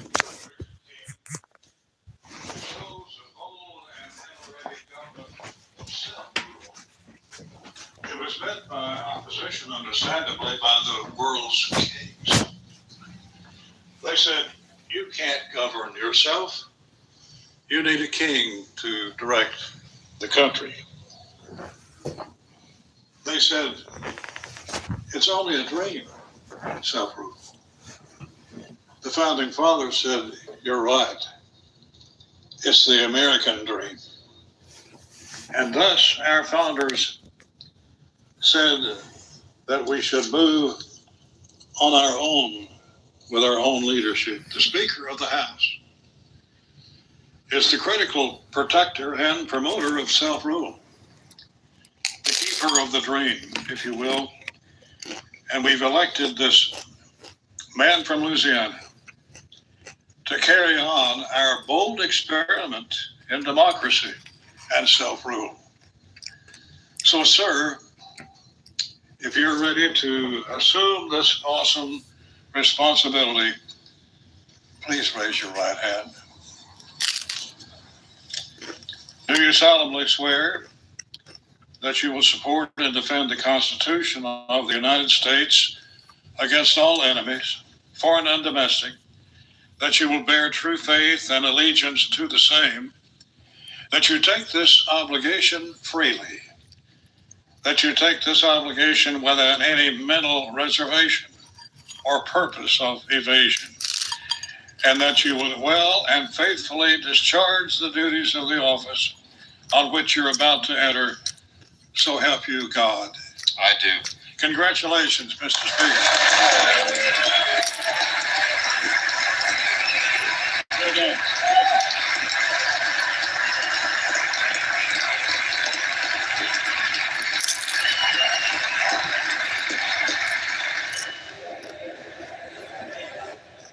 And once again, the House here working through a series of votes pertaining to rules that will guide the 119th Congress, including all related committees, for the next 2 years. It includes an increase in the threshold for requesting the removal of the Speaker from 1 to 9 Republican members, eliminating the Office of Diversity and Inclusion, and allowing committees to permit electronic voting, among other items. Live coverage of the U.S. House here on C-SPAN.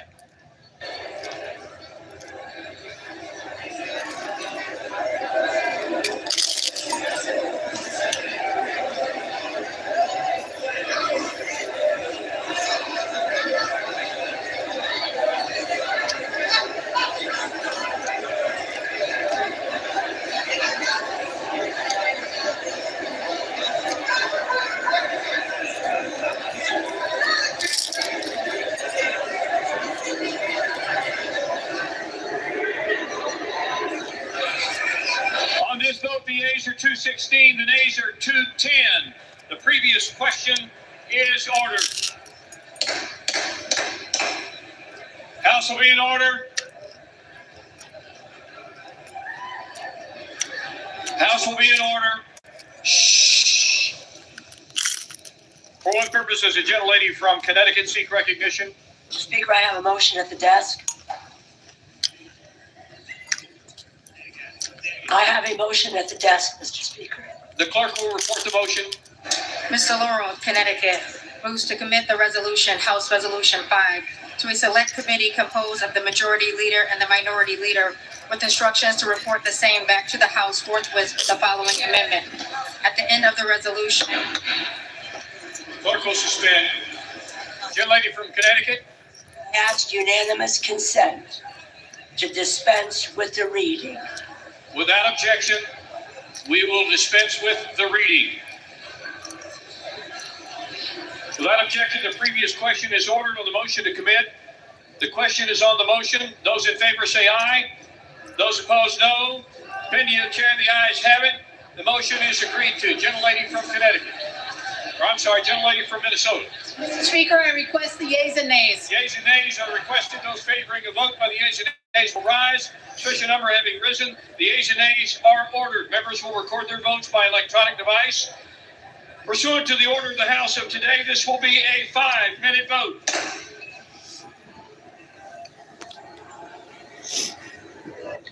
And the House now in the second of 3 votes on legislation to adopt the rules that will guide the 119th Congress. This is a vote on motion that would send this bill immediately to committee for debate. While this vote is underway, we'll show you some of the earlier debate on this rules legislation. Mr. Speaker, for the purpose of debate only, I yield the customary 30 minutes to the gentleman from Massachusetts, Mr. McGovern, pending which I yield myself such time as I may consume. During consideration of this resolution, all time yielded is for the purpose of debate only. Mr. Speaker, I ask unanimous consent that all members have 5 legislative days to revise and extend their remarks. I also ask for unanimous consent to include in the record the section-by-section analysis of the resolution. Without objection. Thank you, Mr. Speaker. Today, the House will consider a rules package governing how this body conducts its business in the 119th Congress. In November, the American people sent us a mandate grounded in limited government, fiscal restraint, individual freedom, and America First principles. Our constituents sent us to Washington to correct course from the previous 4 years of the Biden-Harris administration, an administration that unleashed an onslaught of regulatory burden, policy, federal debt, and a porous southern border on the American taxpayer. Those taxpayers spoke with a clear and resounding message that change must happen. HRES 5 is the framework by which this body will deliver that change. The Constitution tasks this body with the governance of ourselves, ultimately accountable to the people who answer to the three challenges. With this rules package, we illustrate a House of Representatives that is modernized and efficient, yet accountable and transparent. It incorporates feedback from every corner of this body, updating those provisions which are unworkable or outdated, while maintaining core constitutional principles. I want to thank Speaker Johnson, parliamentarian staff, former Chairman Burgess's staff, and countless others who worked tirelessly to craft this package into what we will consider today. I also want to highlight some of the important changes in this rule package before I yield to Ranking Member McGovern. This rule package improves the way this body conducts its business through streamlining or improving internal processes to better reflect how the House of Representatives is supposed to operate. It raises the threshold by which a resolution declaring the office of the speaker vacant may be offered, ensuring that such dramatic and seismic decisions are made through consensus and forethought, not by rogue personal vendettas and last-minute chaos. It continues to allow committees to permit the use of electronic voting and remote witnesses, speeding up the process by which bills are considered, and committees have access to expert witnesses for their respective hearings. In addition, the package continues to improve the committee electronic document repository, streamlining the process by which documents are posted by the committee on rules and committees of jurisdiction. Finally, the package continues to work regarding the appropriate use and integration of artificial intelligence in the operation and function of the House, ensuring members, offices, and staff have access to modern tools and resources.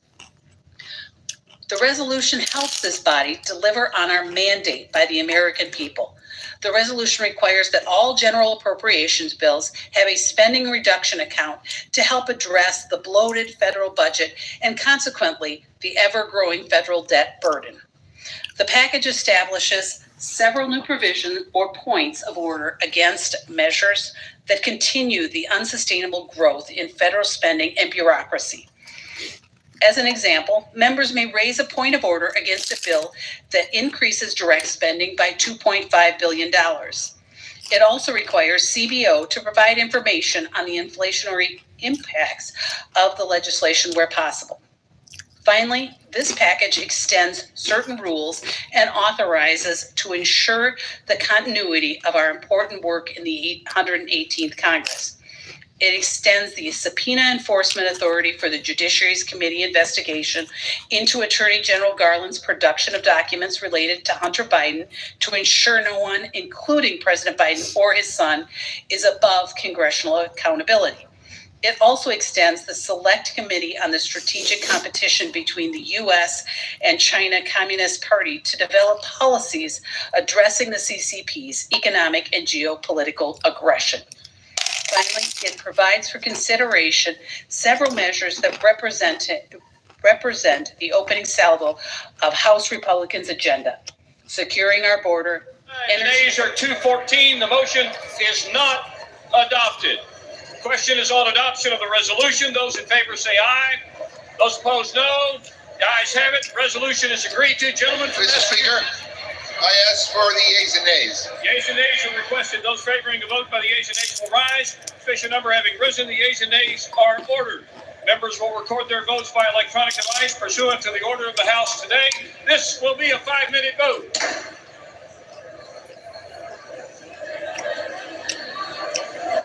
House members now voting on approval of the rules for the 119th Congress, which includes an increase in the threshold for requesting the removal of the Speaker from 1 to 9 Republican members, eliminating the Office of Diversity and Inclusion, and allowing committees to permit electronic voting.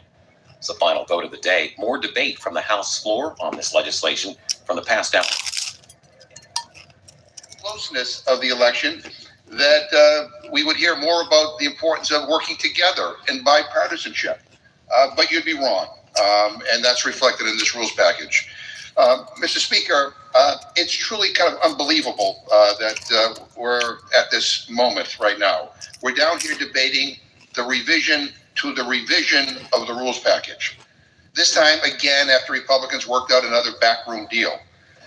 And what concessions were so important to bring the House to a standstill while they redrafted their package once again.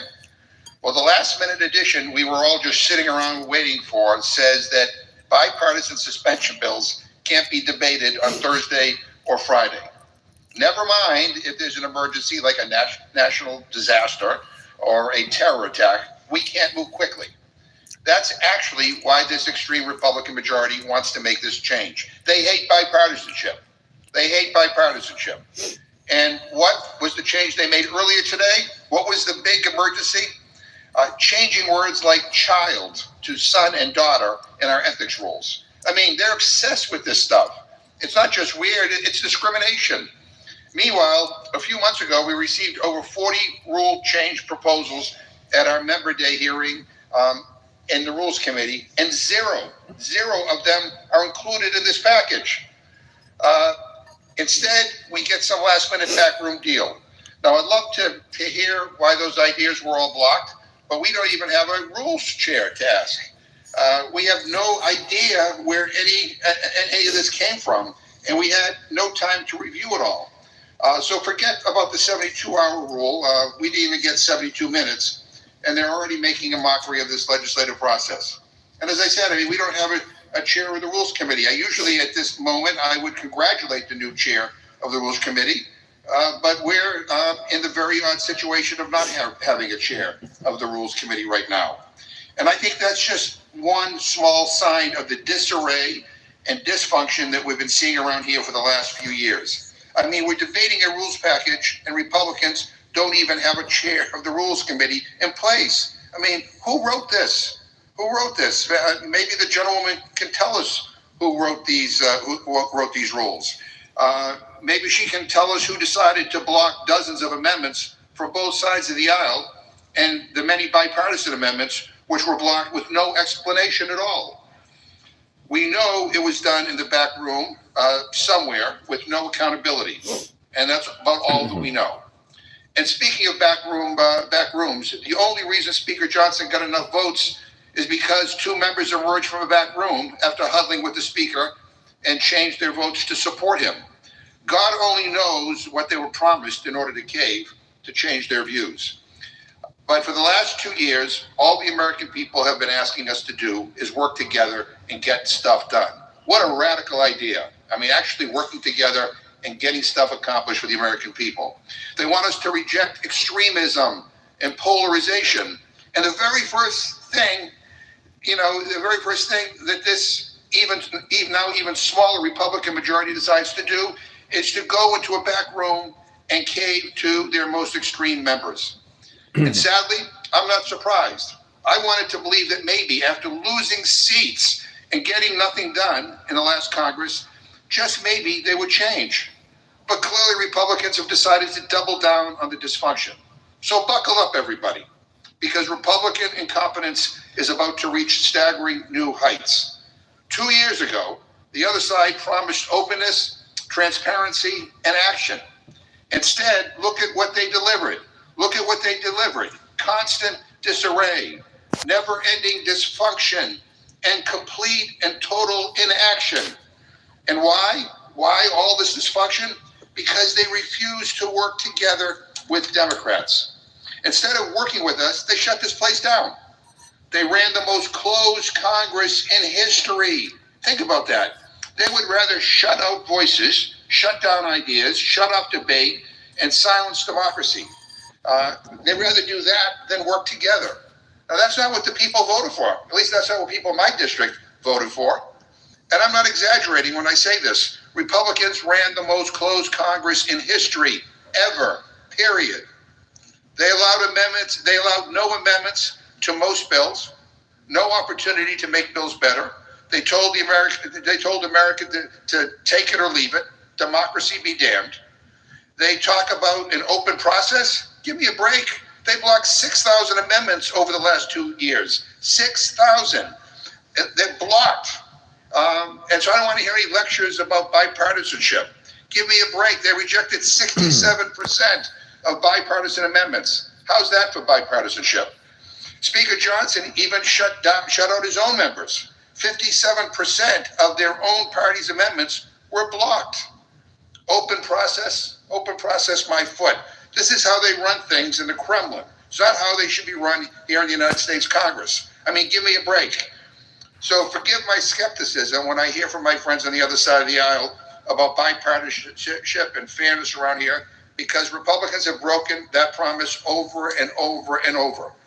Look at how much time we wasted last Congress while we were waiting around for Republicans to fight with each other instead of fighting for the American people. They spent weeks wasting taxpayer time and money because they couldn't elect a speaker, not once, but twice. Weeks wasted where Congress didn't do a damn thing. And now they have the nerve to lecture people about government efficiency. Come on, get real. How many times last Congress did they just... The resolution is adopted. Without objection, a motion to reconsider is laid on the table.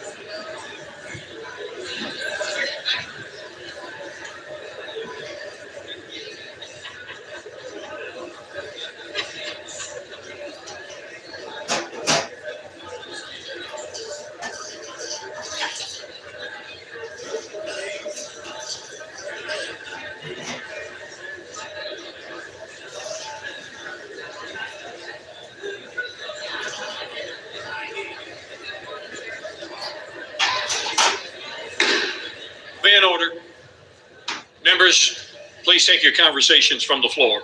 For what purpose does the gentlelady from Minnesota seek recognition?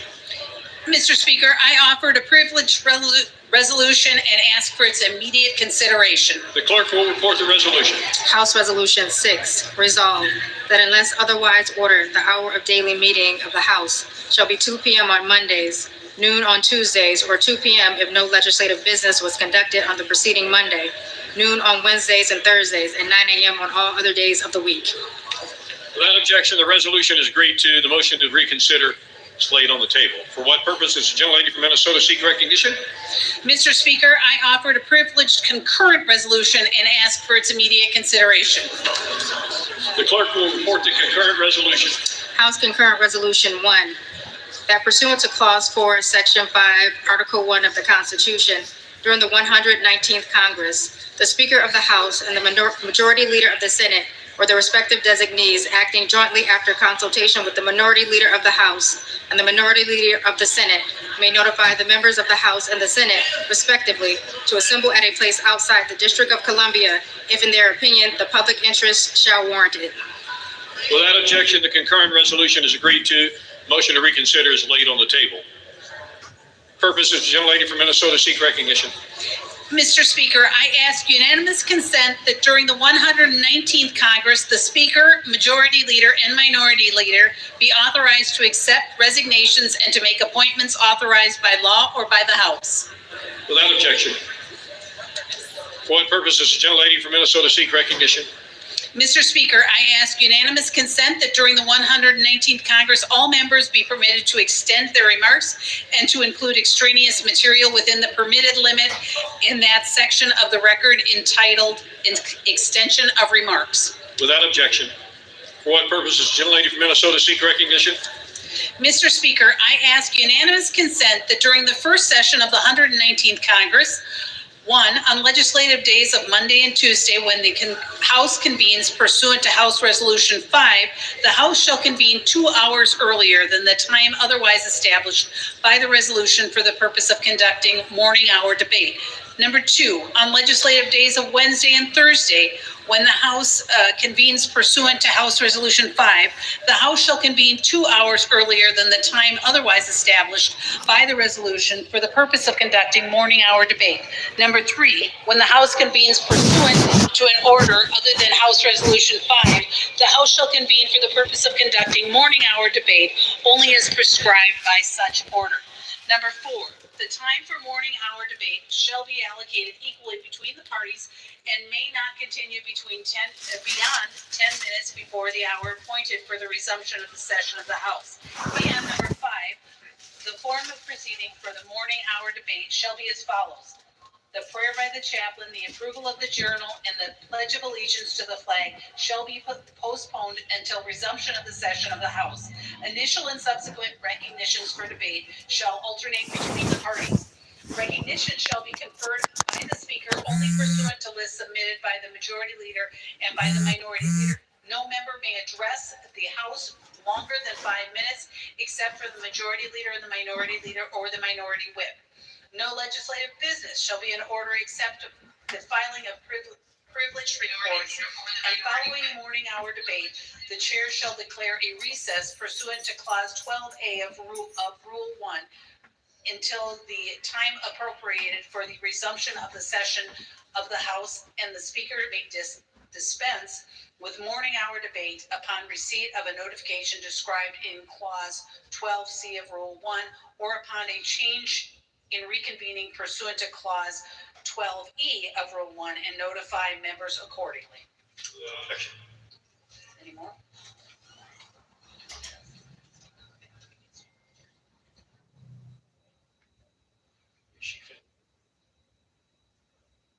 The chair announces that the Speaker has delivered to the clerk a letter dated January 3rd, 2025, listing members in the order in which each shall act as Speaker pro tem under Clause 8B3 of Rule 1. The chair lays before the House a communication.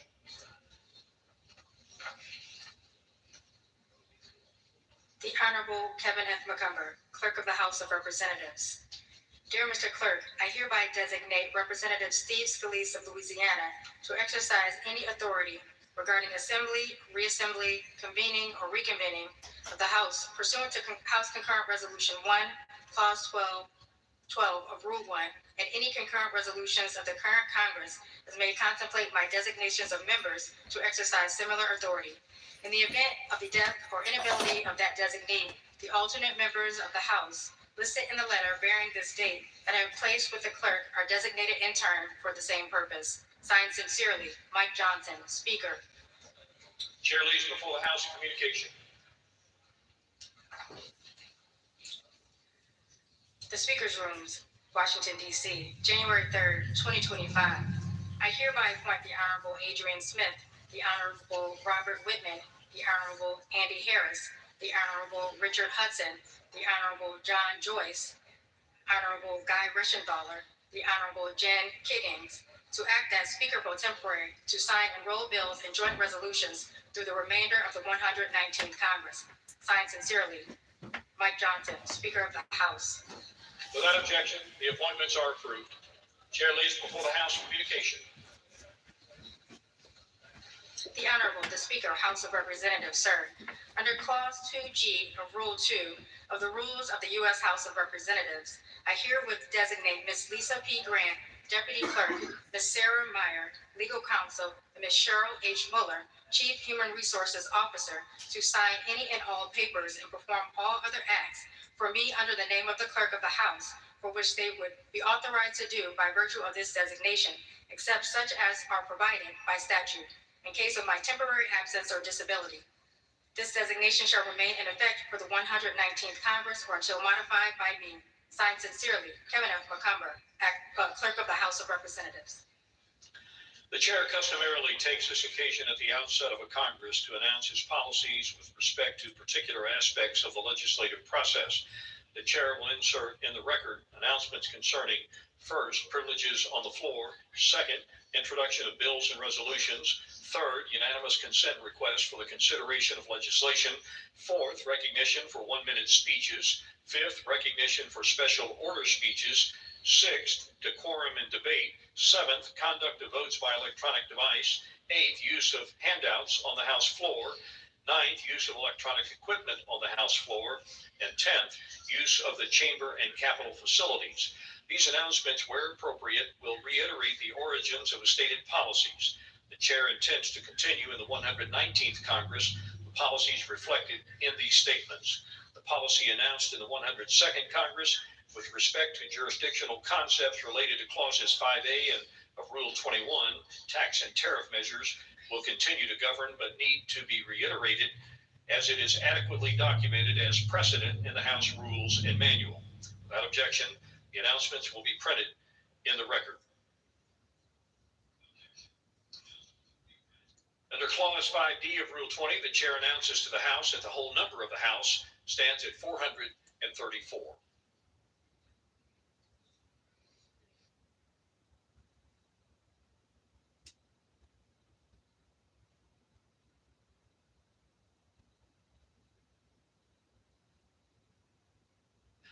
The chair lays before the House the following privileged concurrent resolution. Senate Concurrent Resolution 1. Section 1. Reauthorization of Joint Committee. Effective from January 3rd, 2025, the Joint Committee created